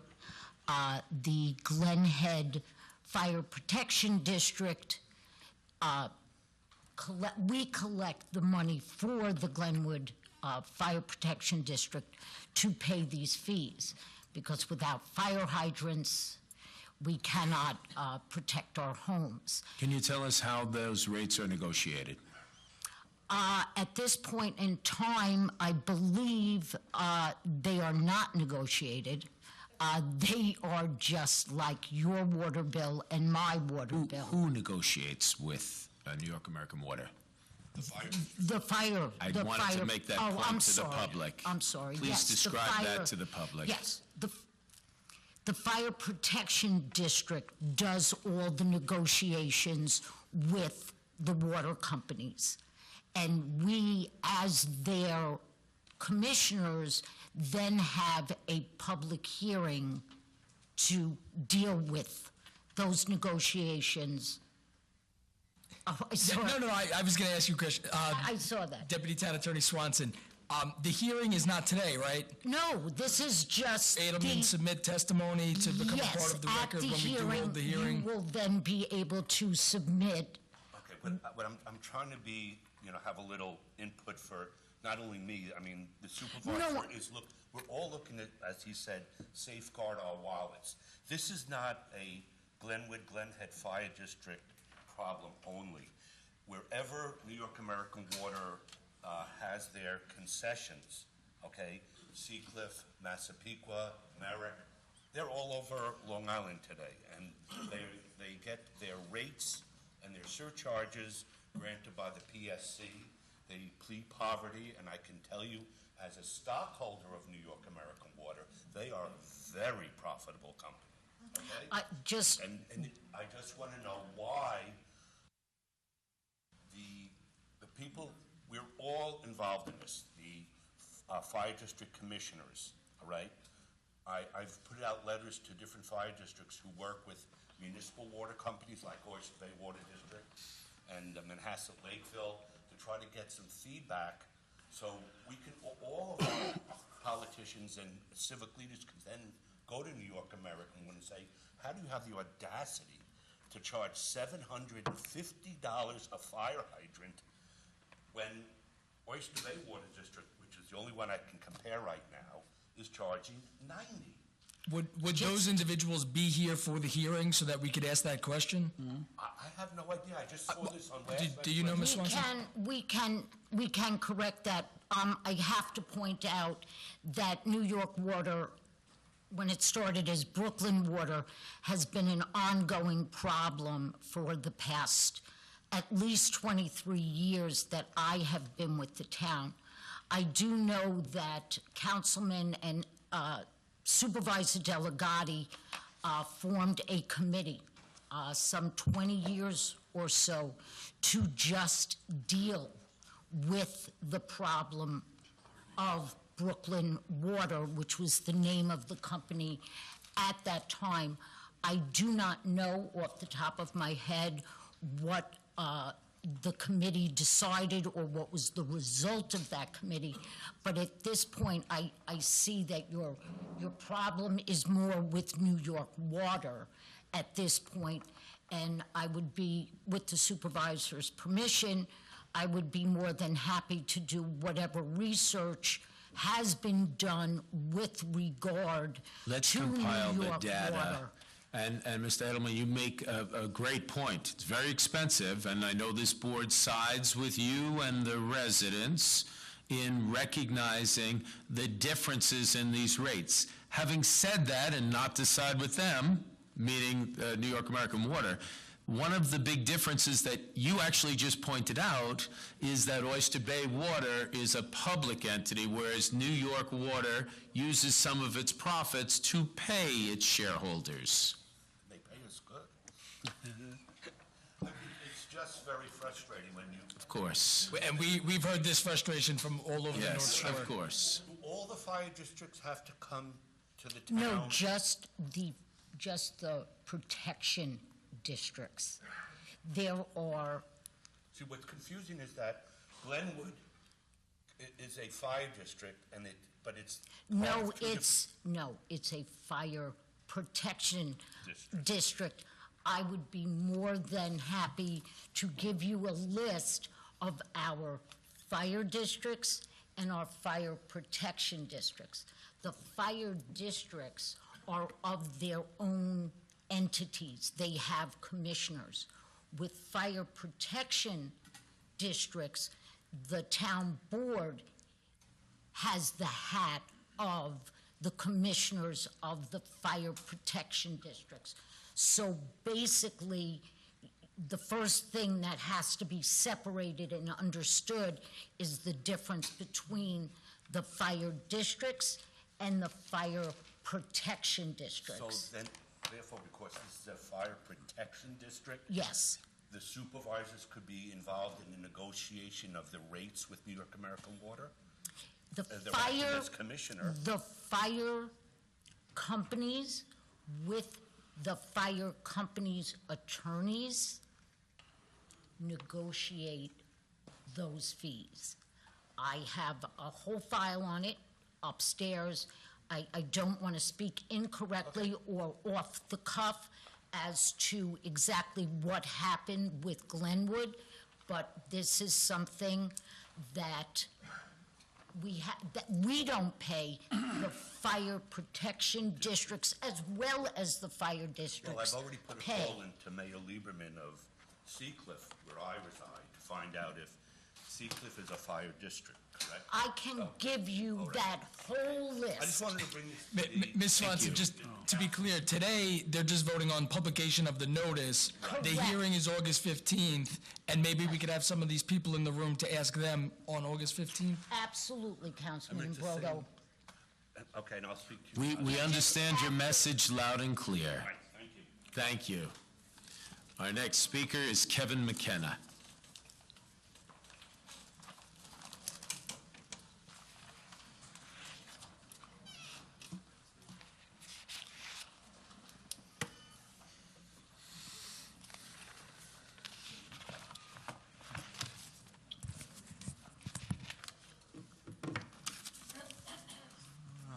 Kevin McKenna, Syosset, New York again.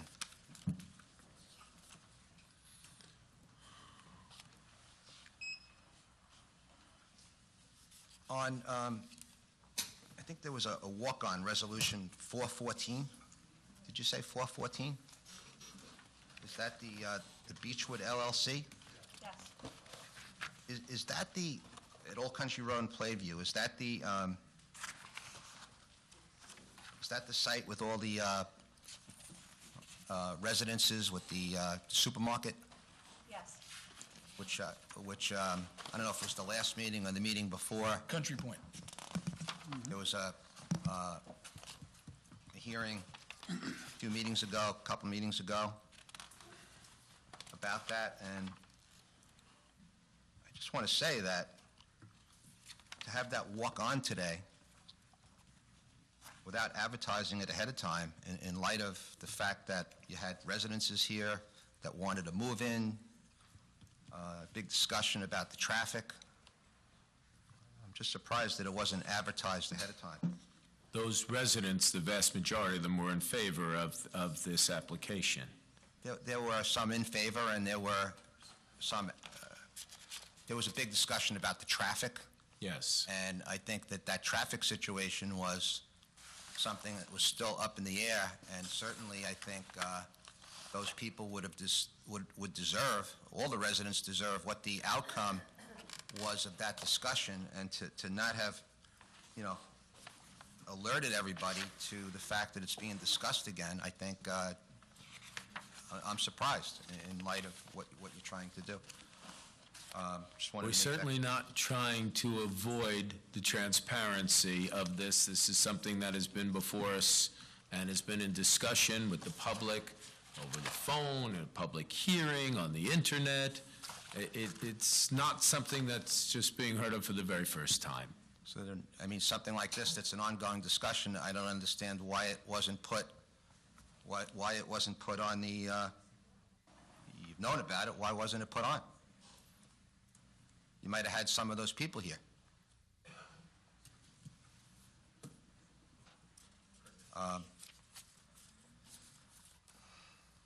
The other resolutions, I guess I just want to comment on is the Hicksville Garage resolutions. When I'm reading the backup, and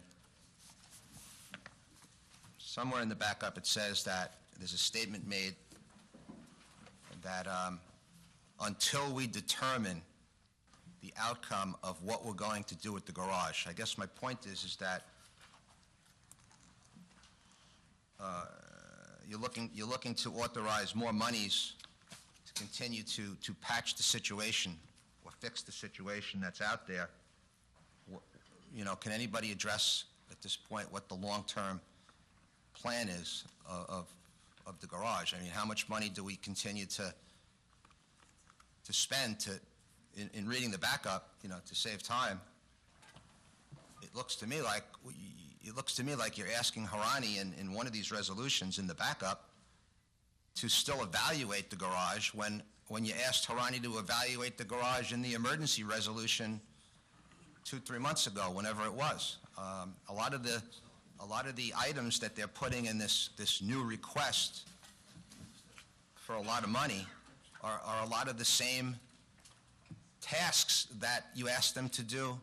Okay, rather than speculate without having... Speculating, I'm telling you what I read. Your statement is speculation, but Not speculation, it's what I read.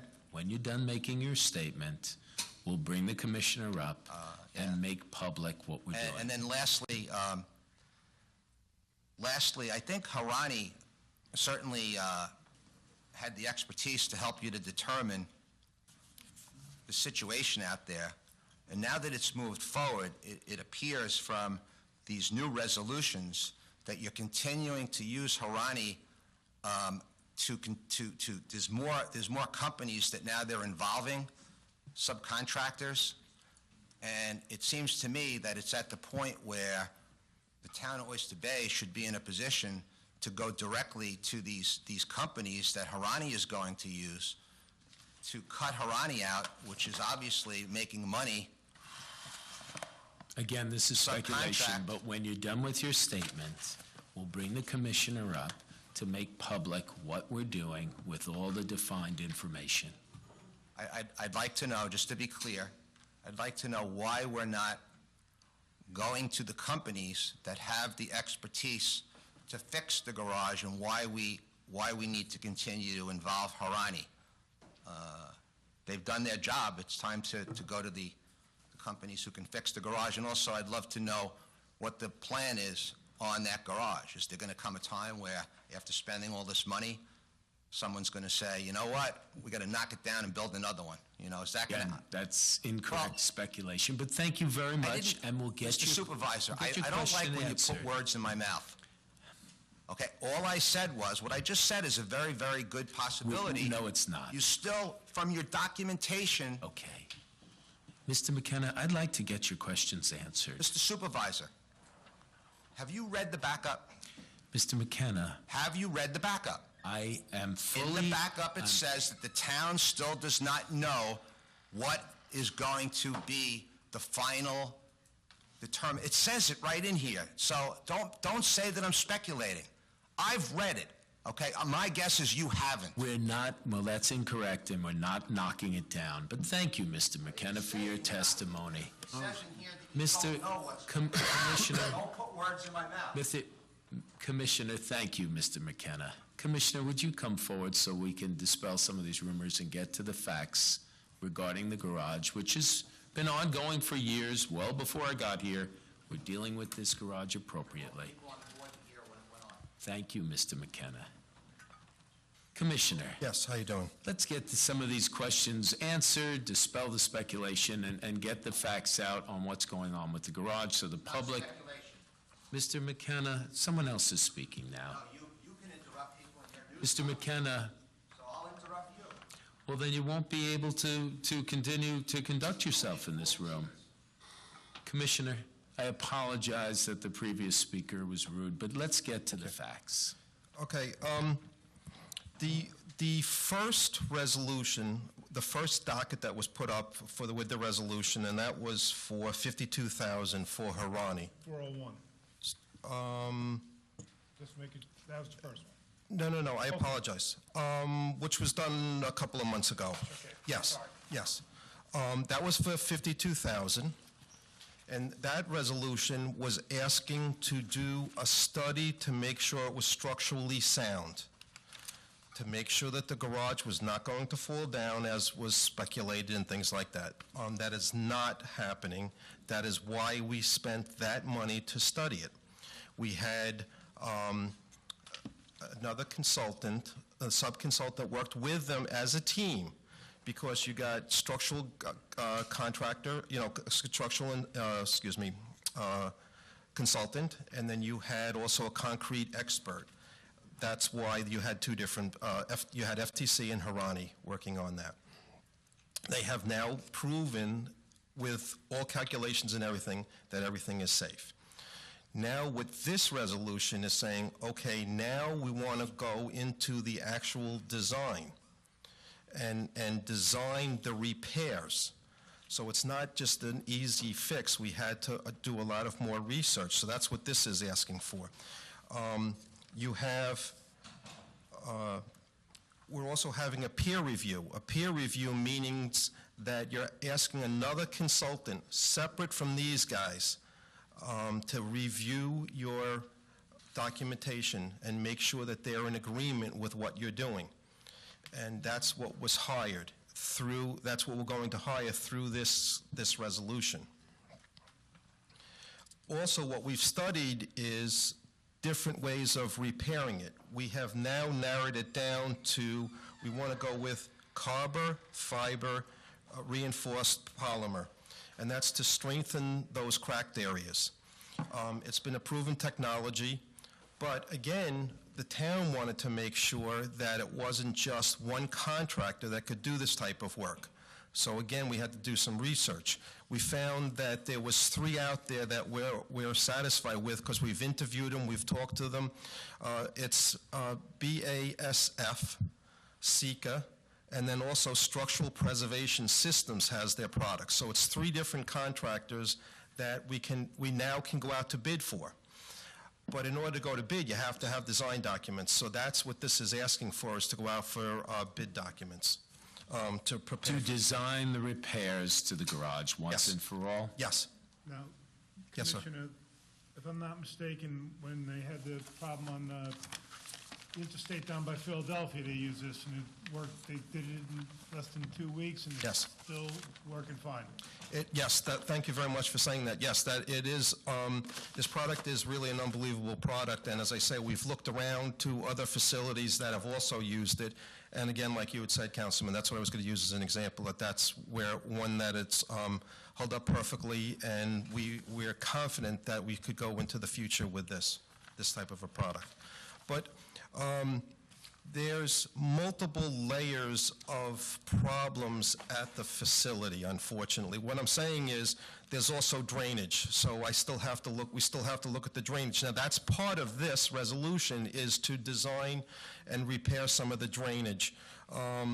Also, there's construction services that you need for the oversight when the contractor comes in. that's what this resolution is. Now, I just want you to know that there is another resolution, as the Councilman McEnone had stated. I have another one here. What had happened is I came before the board back in March, as the councilman said, and asked for structural preservation systems to be approved for installing the columns and shoring. At that time, we had gotten cost estimates and stuff, but I didn't have the actual numbers until today, and that's what I'm here for, to ask if we can get approval for the actual numbers.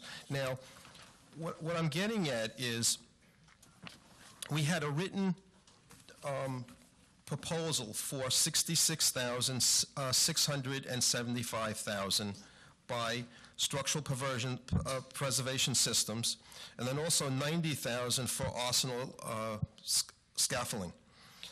We wound up having a change order of $15,000. Reason with that is because there was additional work that we asked for. Once the scaffolding was up, we asked for additional work to come in closer on some of the driveway areas, just to make it more safe. That's what was one of our things. Then there is also a rental. The rental fee for the scaffolding, and that's $6,630 per month. Arsenal, did they have a New York State approved apprentice program? Arsenal did not also, so that's one of the other reasons why we did not go with them. One, because they were higher costs. Secondly, because they didn't have the proper program. And we have always asked the contractors in all our documentation to have the approved program, apprenticeship program. So that's why you have two separate resolutions here. I know it was a little confusing. Sorry to interrupt you, but to make it clear to the public, not only have we asked them to, it's the town's law that they do. Yes, it is. And as I say, it's in all. To be respectful of Long Island's workforce, to comply with the many programs, and while he's a modest man, I want to thank Councilman McEnone for the work he's done on this board to design and institute many of those programs with the help of other board members, so that we are always very respectful of prevailing wage and the many issues, to work with the highest quality workforce rather than bring in people that you just don't know what you're going to end up with. And this has been a reoccurring theme today, that when you want quality work, you have to pay the right price to ensure the town gets quality work, whether it's the law firm, whether it's administrator, whether it's someone in a position of helping us to ensure that this garage is fixed once and for all. So it is taking a little bit of time, but I think we want to make sure that we're doing everything right. We've done a lot of research and studying and everything, so I want to make sure that the residents understand that we have gone over and above to make sure that once we finish this, that everything will be safe. Now, the other thing, too, you don't have a resolution yet, but again, I think I should just bring it before you, because I don't have the estimate yet. Lozardos, we had hired Lozardos to do the elevator inspection, to do electrical, CO2, and also there's a dryer system that we're using to make sure it's for HVAC. That will be forthcoming. What I'm saying is they did a study, and they're telling us what the problems are. So I already have the study. Now we have to go into design. That might be, a little bit more money that I have to come back before the board in a little while for.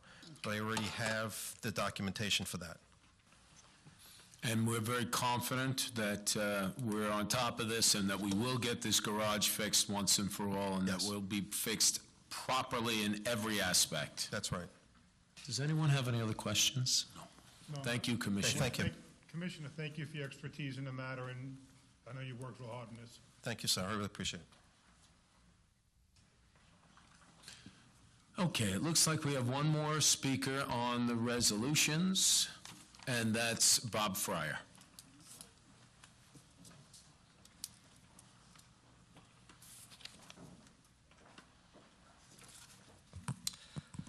Good afternoon. Robert Fryer, 33 Chestnut Lane, Woodbury, New York. Since you already voted on the personnel resolutions, am I right? So can you name the names besides Mr. Nevin on who was part of that? Where is and at what salaries? Is she in here? Is she in here? Mr. Nevin was the main one that we spoke of. And somebody see if Vicky is around. Why don't you continue? Sure. Resolution 377, that's for some more outside counsel regarding some kind of a lawsuit. Could you explain what that lawsuit is about? Is Mr. Nocella here? Okay, please step forward. Okay, should I go through my questions first and then he could? Sure. Okay. That way I don't run out of time. Sure. Also, just wanted to add with regard to 401 and 402, Harani, I know they were kind of initially hired on an emergency basis with what happened. Now they're continuing to get work, and they're also hiring, it looks like, subcontractors to work for them. Has that work been bid out, or are they just going to directly for them? Other question, 403, with regard to recycling, basically commingled glass, things like that. Just curious, is recycling, or what you used to call sort, does the town generate revenue from that, or is that a cost center to the town? On some of the items. And there are fluctuating prices involved. And we're saving money in the consolidations of the workforce as it relates to the collection of those materials. So it's considerable money. Great. So for example, what is the typical revenue that the town generates from recycling? Okay. We'll bring the commissioner up to explain that. Also question 405, the 504K for Quinn Emanuel and 11,800 for expenses for them. Is that for work that they've already done, or is that authorizing ongoing work for them? And then Mr. Nocella, I had a question on 406 regarding the SEC. I guess that's technically not litigation yet, but potential litigation. Is that correct? We'll get all those questions answered as soon as you're done. Okay. And then also I see that you're adding a retirement incentive. Is there a certain goal that we're trying to reduce? Yes, we're saving money and increasing efficiencies. These are the things that I was speaking to. Could you be specific, though? Not, those are just words, but if you could be specific on what kind of money you're trying to save. Well, part of that answer would come when we see how many people apply for the program. Okay. But we are, again, part of this is to speak to the workforce, to work with them, to identify people who adhere to the regulations of the program, because obviously the more people we have retiring, the more that the town would save. Right. Okay. Just to also go back to add to my questions with Quinn Emanuel and the attorneys that were hired for the SEC, is that money in the budget, this year's budget? And also, if I could just add regarding the budget, where do we stand year to date based, on the budget that was adopted at the end of last year? Where do we stand as of now regarding this year's budget? Thank you. Thank you. Okay, let's bring our town attorney up to get some of these questions answered. Let's start, if you would, with the question in regard to the resolution on paying the law firm. Milburn Macris or Mr. Scalera will have to. You can give us both if you like. Well, there was also the first lawsuit that I have. Yes. This way we got Mr. Fry to sit down, Mr. McKenna gave him his camera back, and we can go ahead and get the information out to the public. If this has to do with Milburn Macris, is that right, Mr. Fryer? This is regard to, first question with regard to Reso 377. Okay, I got it. That's it. That's what I have. With regard to Reso 377, this is the law firm that was retained pursuant to an RFP, request for proposals, that we went out because the lawsuit involves, it's a class action, or they're trying to make it a class action. It's called Romano versus Northrop Grumman, Town of Oyster Bay, and other parties. This has to do with the Grumman Navy plume. These residents or individuals surrounding the park have brought a lawsuit against the Navy and Northrop Grumman in the town of Oyster Bay regarding their allegation that they sustained some injury with result. Obviously, the responsible parties are Grumman and the Navy. Yeah, one thing I should point out, that in the lawsuit, which both my superior, Mr. Nacella, and I read, and Matt Rose also read, they don't make any allegations in the lawsuit that the town of Oyster Bay deposited or dumped any hazardous waste into the ground. That's important to note. However, the town of Oyster Bay is in the lawsuit because the Bethpage Park was donated to the town back in 1963. So under the law, without boring you, if you're a landowner, you get pulled in. They name you as a party, but it definitely emanates from the Grumman Navy. The old story of the lawsuit begins, and they go after, they name as many parties as they possibly can, and then as time goes by, it reverts back to the responsible parties who are Grumman and the United States Navy, and not the town of Oyster Bay. In particular, when I said to you that they didn't make any allegations that the town of Oyster Bay, its employees, its workforce dumped anything in that park. Yeah, it's very important to make sure that's I want to make that clear because clear to the public. Right. Now, very simple. This is a resolution to increase the fees for the law firm that was selected because this is an environmental hazard type of lawsuit. It deals with environmental issues, specialty issues. We retained a special counsel, outside counsel for that, and that was Milber Macris law firm. And this resolution simply adds additional funding to continue representing the town of Oyster Bay. That's it. Thank you. Other lawsuit. On this? Yes, do we have, has Vicky come back? Come on up, Vicky, please.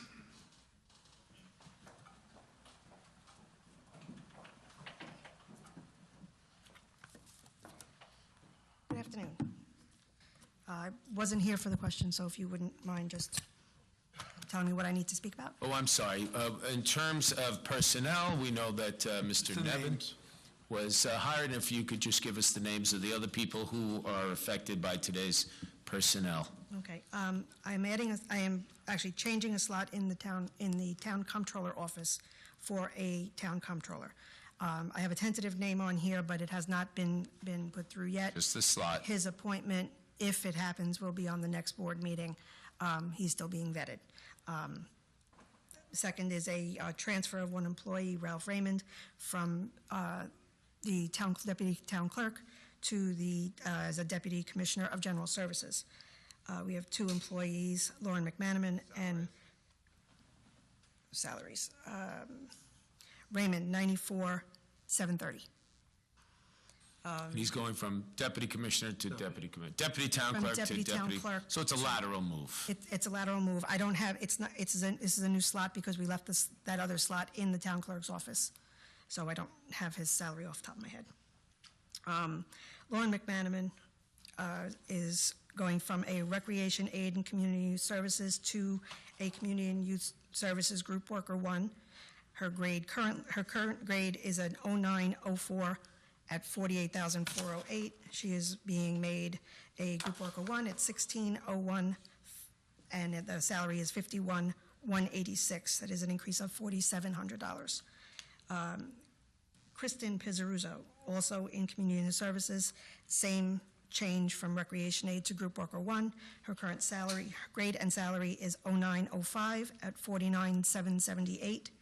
And she is going to a 1601 at $53,186 as well, and that's a $3,400 change. We are creating a new slot in the building department for a building inspector trainee, starting salary of $44,051. That's on the graded salary plan.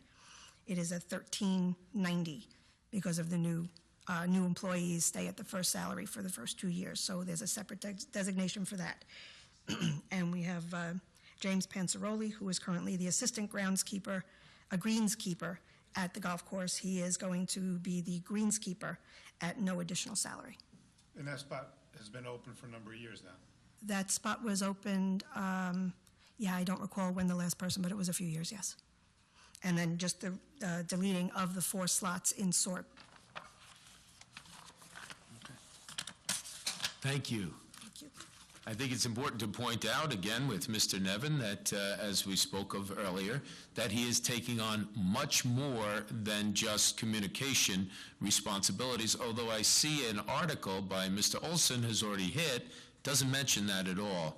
Perhaps, Mr. Olson, you'd consider pointing out that a portion of this is to make sure that we have the appropriate people to ensure that the information and the facts get out to the media and therefore get out to the public in an appropriate way so they see the full scope of why someone's being brought on, not just a portion of that scope. And obviously, Mr. Nevin has that experience. In addition to that, he'll be providing information, he'll be providing support directly to my office, far above that, and that we have so many fewer assistants in the town board, in the town supervisor's office, as compared to all of the other townships on Long Island. All right, thank you. Is there anyone else who is here to ask questions? Okay. Which one was that, Mr. Fryer? You asked a lot of questions at once. The Harani question that I had, also the Quinn Emanuel questions that I had. Okay, in terms of Harani, Mr. Nocella? I'm not the Harani expert. I can answer the Quinn Emanuel and the SEC. Yes, of course. Quinn Emanuel. It is important to point out, though, that the lawsuit we have will be covering many of the costs associated with Harani when we recover those costs that have been associated with the garage. Yes, that's a separate lawsuit than the one I mentioned previously, but in the lawsuit against other defendants for what has happened in the garage, we will be seeking costs as well, including the costs that we've expended for Harani. That's correct. With respect to Quinn Emanuel's bill, they bill us after they've done the work. The current bill encompasses work that they've done to date on the 3 litigations, as well as responding to document and information requests from various regulatory authorities, most notably the SEC. That's reviewing and providing the documents. For instance, since March, I believe they've gone through over 30,000 pages of documents which were requested by the SEC and turned those over, separate and apart from their litigation, and their bill would bring our account with them current. With respect to the SEC matter where we are bringing on Morvillo, that is not what I would call a traditional litigation. That is our opportunity to appear before the administrative body, present the case without getting into too much of what the substance of the case would be. Our position would be, okay, you have your documents and you've got your questions. We want to show you that there were no loan guarantees, as the world would truly acknowledge them. These were a sham. They were a fiction. Second, even if they were loan guarantees, our board didn't know about it. You're concerned at SEC about us issuing bonds and making sure we reveal everything about our financial position to those who might be interested in purchasing our bonds. Well, in this case, we were unaware of anything that we had to reveal, and even when we discovered it and made it known, we still don't believe that we would have been on the hook for these matters. And this claim you're making was substantiated in part by Judge Feuerstein's decision, 43-page decision on this. That's right. And so what Morvillo Abramovich would be doing would be meeting with the SEC investigators to make the case. If they can come to a resolution with the SEC at that juncture, that would be great, and that would end the matter. I wouldn't regard that as really a litigation. I would regard it as representation before an administrative body. If they can't agree with the administrators, we then have a second opportunity to go before the commission itself, the Securities Exchange Commission commissioners. And even though we may not have been able to convince the lower level staff members or investigators that we had complied with all our obligations to reveal our financial position and to do so accurately, we then have another opportunity to do it to the commission itself. I don't regard that really as actual litigation, though it has litigation aspects to it. I'm trying to give Mr. Fryer as full and complete an answer as I can to the question about whether that's litigation. Separately, I believe that to date we may have used, and this is July, about 25 to 35% of our outside counsel budget. Note, please, that most of the funds expended in defense of these loan guarantees and whatnot are things we are seeking to recover. Just as you noted, we are going to be seeking to recover the Harani expenses in the garage litigation. So in the lawsuit that we just recently filed, we hope to recover even the expenses we've paid to Quinn Emanuel for the defense against these phony loan guarantees. That outcome remains to be seen.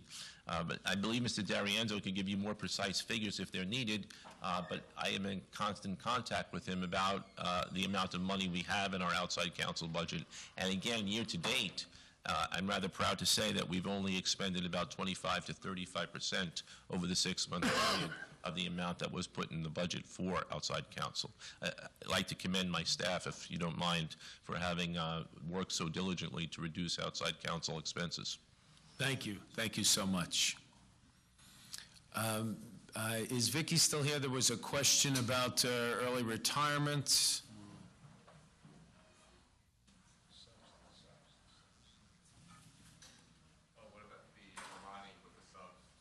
Sure.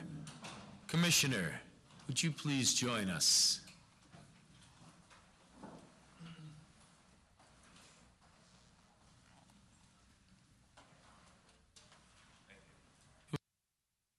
There's a question about the Harani Company and the subs that they've hired and the need for these services. Whether they are bidded, can they be bidded out after the initial emergency? Let's start off by talking about what services they're providing for us, and we can work from there.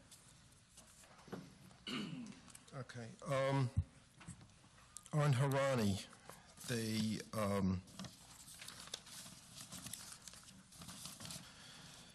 the original bid, the original proposal was for the, I think, I don't know, I thought we discussed this, that's why I'm a little confused, but I'll go over it again. The 52,100 was for the original investigation to make sure the structure was safe. Now that we found out the structure is safe, the additional fee is now to then make sure that the design is proper, and that's what they're working on now. And again, we need the design in order to go forward for what purpose? We have to bid this now. As I said, we've proven that there is 3 different contractors out there. There might be, I wanted to make sure that there's a minimum of 3. There might be some more out there that once we put it out to bid, that we know that we can get other bidders on this. And are we ensuring that this also is advertised on the internet? Yes, it will be. Good. So all of this will be on the internet and to give, and our website, to make sure we have full transparency, and we're giving every company that would like to bid on this an opportunity to do so, unless they've been one of the companies that we're no longer doing business with. Right.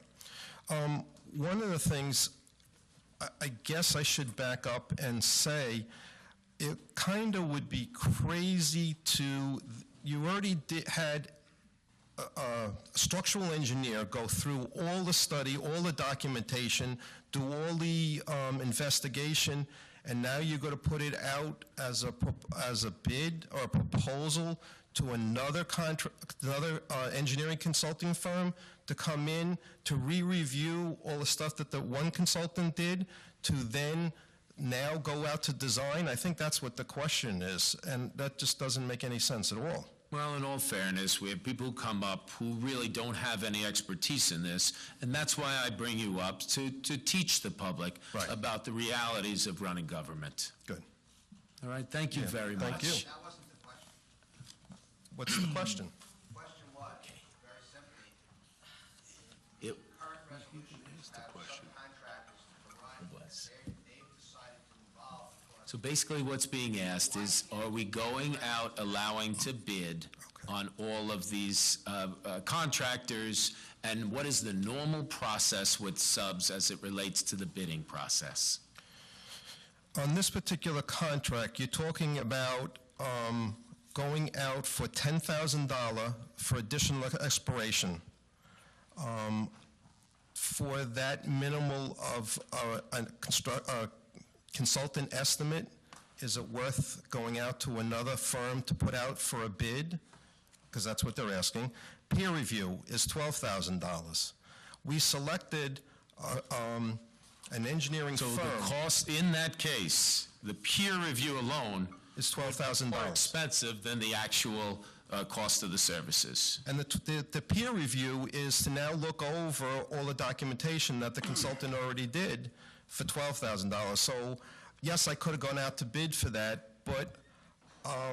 It would have been at a cost that exceeds the actual cost of the services to the town. Right. Nothing efficient about that. But thank you for enlightening the public to the many complexities of running town government in an efficient and proper way. Thank you. Thanks. Are there any other speakers on the resolution? Yes, please come forward. No. Not on any of the resolutions we're about to vote on. Please step forward. Would you like to wait then for the public comment portion, or are you asking a question about one of, ma'am, if you're asking a question about any of the resolutions on today, we're happy to address it. Okay. You can still be heard if it's important to you. I want to make sure that we're giving you every opportunity. Otherwise, we'll be listening to the public comment very soon. Okay, sure. We understand that. Constance Goodwin, 5 Morgan Lane, Locust Valley, New York. The question I have is, what are we doing about the contract for flowers?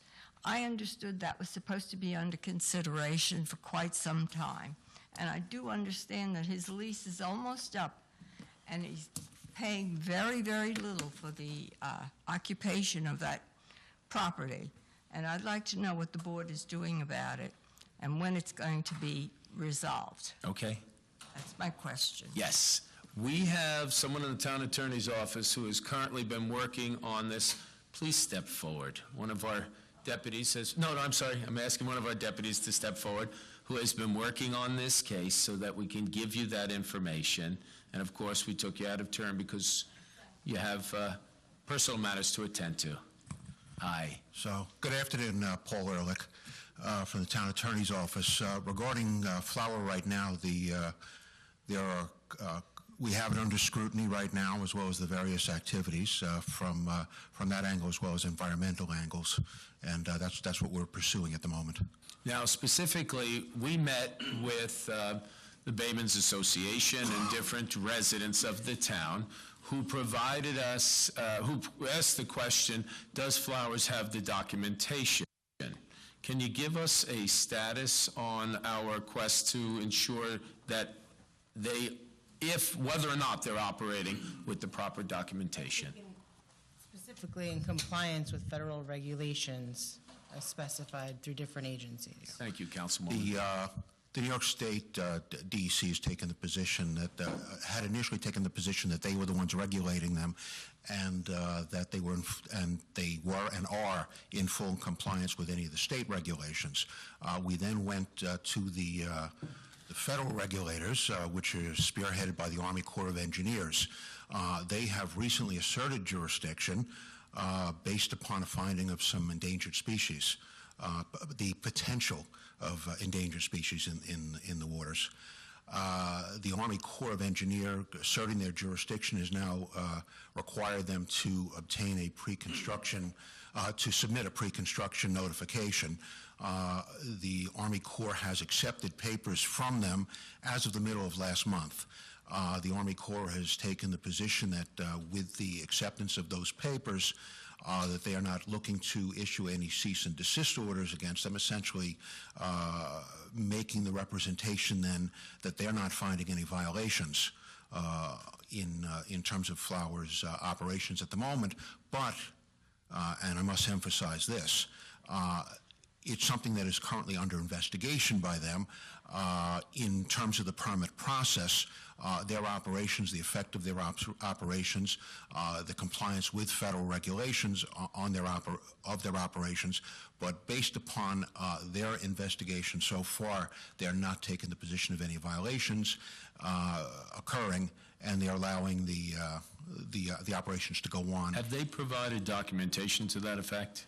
They've provided documentation acknowledging the receipt of the papers from Flower. but have just noted that their investigation is going on, and on the advice of their counsel, they're being a little bit, they're not providing any information other than to say that they have papers and that they are reviewing, and if there were additional constraints, additional conditions that they're going to put on. They haven't done anything at this point. They're allowing operations to go on now as Flowers is in compliance. Flower is in compliance with what they've asked for. Well, if we have not yet done it, please make sure that the Bayman and other concerned residents get all the documentations involved in this. Councilwoman Johnson and other members of the board have asked that we ensure that if they're going to operate in our waters, that they must have every T crossed, every I dotted, and have every single piece of documentation and permits that they need. And if they don't, that we're taking action. And with that in mind, and I know you and I have had this conversation before to express these concerns, and certainly this is something that is paramount importance to us. As has Councilwoman Johnson for quite some time. She and I have spoken on this on a number of occasions as well. And with that in mind, we've kept a constant dialogue with the Army Corps of Engineers regarding what they're doing and their investigation that they are making. We would anticipate some sort of decision from them fairly shortly. In short time, Stephen Reiber, who's the head of the regulatory head of the agency, which has its offices at the Javits, not the Javits Center, but at the office building in Lower Manhattan, understands the importance that we've put on it, and they certainly understand it by the number of calls and emails, calls that I've made to them, a few emails, telling them how important this is to us and how we are monitoring it, and we're hoping for a quick resolution from them in terms of at least a declaration of where they stand. But at this point, they find no violations. And you have been in constant communication with let's say, Bill Painter and other members of the North Baymen's Association with regards to this? I speak with Mr. Painter on almost a daily basis. Thank you. And have you provided all the documentation that... I'm sorry? We must provide the documentation that we receive. We must share with them. We must hold their concerns in our highest regard. I share the sentiments of all of our board. Councilwoman Johnson has been on top of this issue for years now. And we must send the message that if they're operating illegally, if they are operating without the proper permission to be doing so, that we're going to do everything within our power to stop that kind of operation. And we've certainly made that clear to the regulatory agency, that to the Army Corps, that's it, and hopefully we've been able to make that clear to the constituency that you speak of. This board is focused on protecting the environment, whether it is the marine environment, the freshwater environment, and the open land and the open space of this town. I myself worked on the Environmental Conservation Committee for almost 13 years in Albany. Passed a law signed by the governor, passed in both houses after I gave it to Senator Campanen, which has led the charge in this state to clean up and fully remediate the Grumman Navy plume. We got that done, and we passed that law to protect this environment, and we're not going to stop there. Councilwoman Johnson and others have sat in these meetings with us, and we're going to continue to fight for the public and fight for the environment. And we're making this exceptionally clear of our position, and to continue to fight for our residents, fight for their livelihood, and fight to protect our environment. And I think this is something that I think we've made, or I've made abundantly clear to the Army Corps of Engineers, and hopefully to some of the Baymen, some of the other people that who share that concern, that I think we've tried to make clear, and certainly something that I will continue to make clear to the Army Corps. The state DEC was certainly aware of your interest in this from your prior dealings with them. In my conversation with them, that was something that we had discussed and they were certainly aware of, and I have certainly made the Army Corps aware of that if they weren't not already, as well as certainly our continuing intense concerns on this. Thank you It's very certainly much. a resource that we need to protect and to, because once it goes away, it won't come back. Thank you very much. Thank you.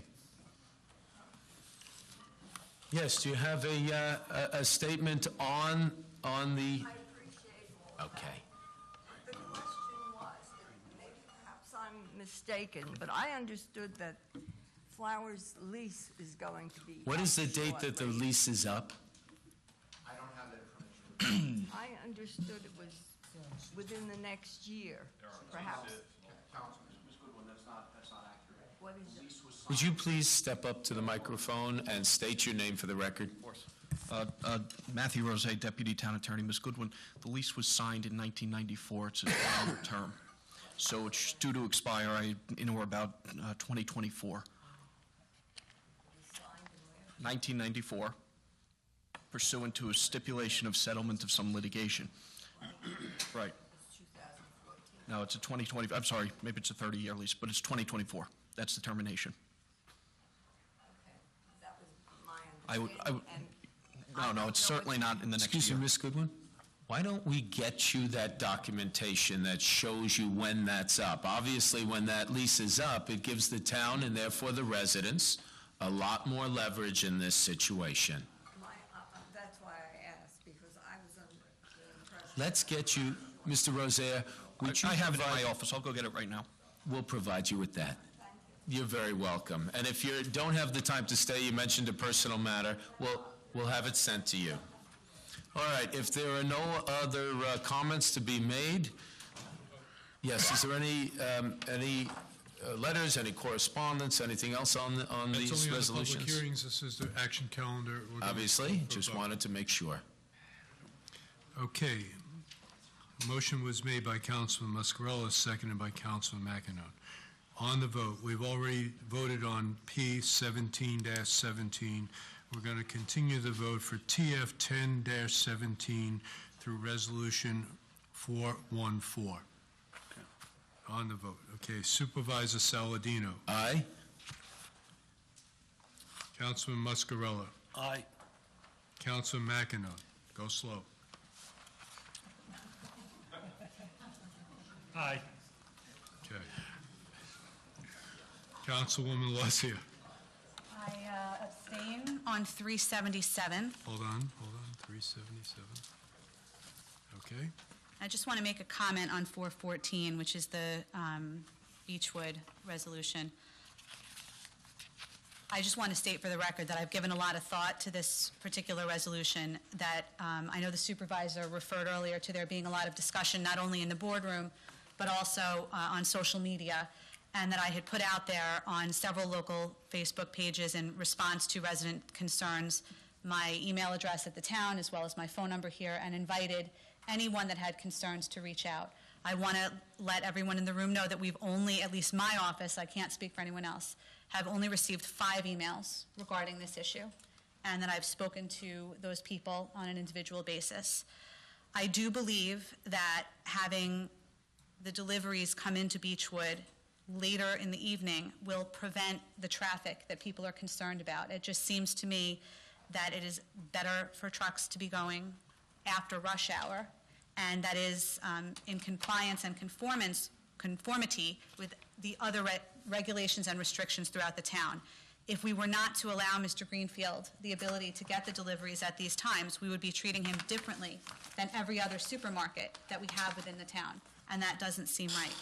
So I just want it to be stated that I have thought about this a lot, and I'm prepared to vote aye, but it wasn't done without deliberation and forethought. So aye.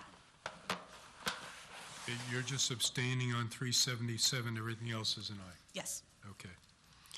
Councilwoman Johnson? I vote aye. Okay. Councilman Imbroda? I vote aye, and I just want to echo the sentiments expressed by Councilwoman Alessia.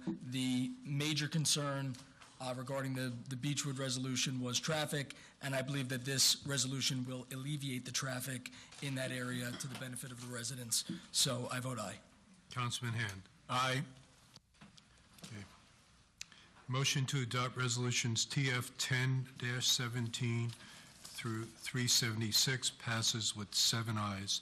377 passes with 6 ayes and 1 abstention. 378 through 414 passes with 7 ayes. The calendar is complete. Thank you. We have some speakers. Supervisor, I make a motion to close the meeting. I'll second. All in favor of the motion signify by saying aye. Aye. All opposed, nay. The ayes have it. Okay, we're going to move to public comment. And Lynn Nickman, is she still here? No, okay.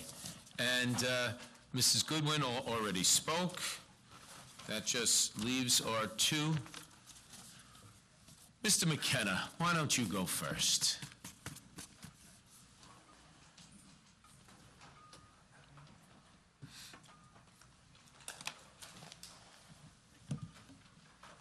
Kevin McKenna, Syosset, New York. I want to just continue on the indictment matter. First off, if Vicky Spinelli's in the room, I'm not even sure. I did not mean to attack her personally. From what I understand, she is a terrific person, so on and so forth. But unfortunately, okay, as the indictment states, others put her in the middle and gave her direction, and as a representative of human resources, the direction that she was given from an outside person who did not work for the town of Oyster Bay is something that a human resource person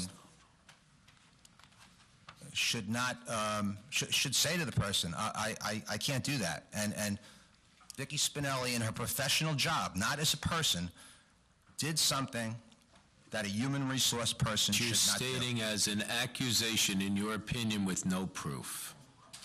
There is proof. The indictment states, well, let me just say that. Let me just say what the indictment says, and Mr. Nocelli, you could tell me if I'm inaccurate.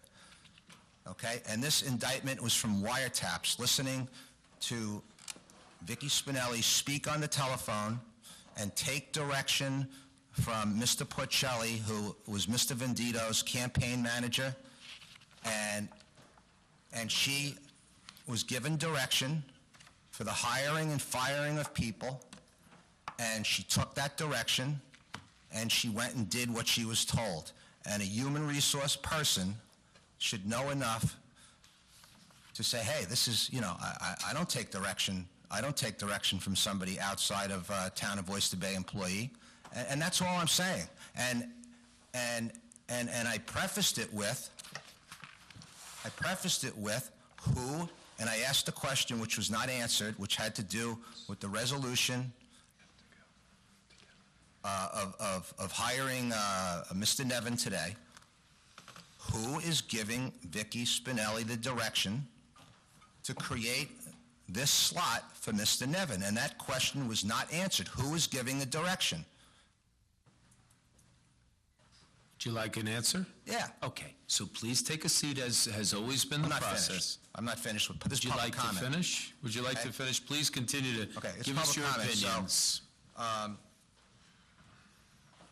You know, yesterday in the Newsday, there was an article that Mr. Mangano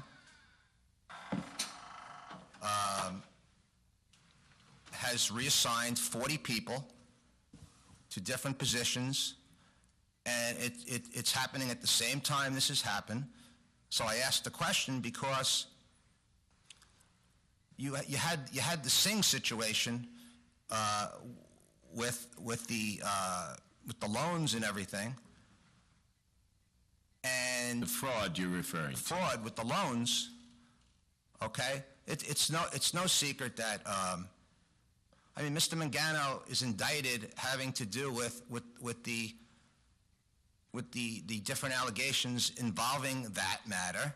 And here you have an article that comes out yesterday where Mr. Mangano, the same person who was indicted, is finding jobs for 40 people, coincidentally at the same time that you're hiring Mr. Nevin. And I will also say that I have nothing but, from what I've heard, Mr. Nevin is an exceptional person at what he does. I'm not saying anything negative about him, but the town is in a financial situation right now, okay, where you have no business burdening the taxpayers with additional monies when you've already created a position with Mr. Carmen, okay, and now you're creating another. And my question again goes back to who's telling Vicky Spinelli, who's not even in charge of human resources, to create this position? And that's what I was getting at. It wasn't to attack her as a person, but I take offense at the fact that you're trying to make me look like I'm making up this story when anybody who reads the indictment... That's your time, Mr. McKenna. We really appreciate your opinions. It's not my opinion. If you read the indictment... Mr. McKenna, that's your time. We're going to be fair to everyone, including you. I appreciate your opinions. And I am very, very surprised that Mr. Muscarella, who made a statement in prior meetings before you were appointed, that this needs to be run as a corporation. Corporations put out a job announcement, Mr. McKenna. Corporations give internal employees the opportunity to apply for a job. And Mr. McKenna, the fact that you did not give internal people the opportunity to apply for that job, Mr. Nevin, as good as he is, there could be people that are better than him. He's the best one for the job. How could you not give Town of Oyster Bay employees the opportunity to apply for that job? Respect the rules, Kevin. We appreciate your opinion. If you'd kindly take a seat. I'm not the only one who could be disrespectful, Mr. Supervisor. Thank you very much for your opinions. And to finish up, batting cleanup on today's agenda would be Mr. Fryer. So, Mr. Fryer, why don't you join us? And I ask you, as I did with Mr. McKenna, to adhere to the rules of our town board meetings. Thank you, Mr. McKenna. Mr. Fryer, would you state your name? My name is Mr. Fryer. Fryer the Liar, as you say, right. 33 Chestnut Lane, Woodbury, New York. Thank you for referring to me as the cleanup batter. Since this is public comment, I just want to read some quotes that Mr. Nevin has said in the past from some articles taken generally from Newsday. Let me be clear, no meal or friendship ever compromises Ed Mangano's ethical beliefs. Mr. Nevin said Ed Mangano has the highest integrity and has done nothing wrong, and all allegations against him are nonsense. Another quote, Ed Mangano is proud of many park improvements made countrywide, and it has been a long-standing practice of the Parks Department to place the county executive's names on such signs. Mangano spokesman Brian Nevin wrote in an email to the county's Office of Emergency Management, not Mangano did not decide to hire Singh after Superstorm Sandy. There was no personal involvement in the county by the county executive, as stated by Mr. Nevin. Those are just some quotes. Second, some comments. You mentioned in the beginning of the meeting that Mr. Antetomaso is no longer affiliated with Sidney Bown. That's great to know. However, in your press conference at the courthouse steps, or your statement at the courthouse steps, is that you have ceased doing business with them as a whole.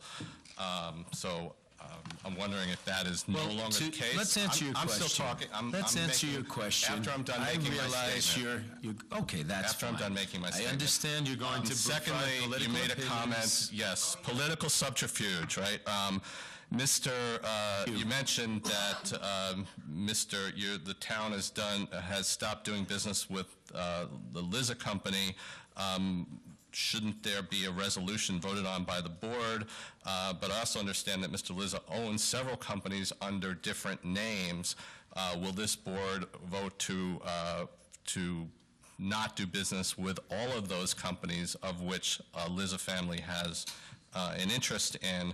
And then, secondly, the lawsuit that was mentioned that was filed this past week. Just curious why. Certainly, Mr. Venditto was charged, with regard to the loan guarantees. Mr. Venditto was charged federally with, I believe, it was 13 federal counts.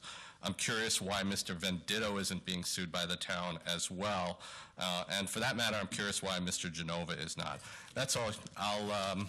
My cleanup batting is over. Thank you for your opinions. It's important to point out the previous speaker is a longtime activist, political activist of the Democrat Party, a perennial candidate, and someone who has consistently been providing misinformation both on the internet and publicly for his own benefits. Thank you very much, ladies and gentlemen. That concludes our July 11, 2017 Town Board meeting. Thank you for your participation.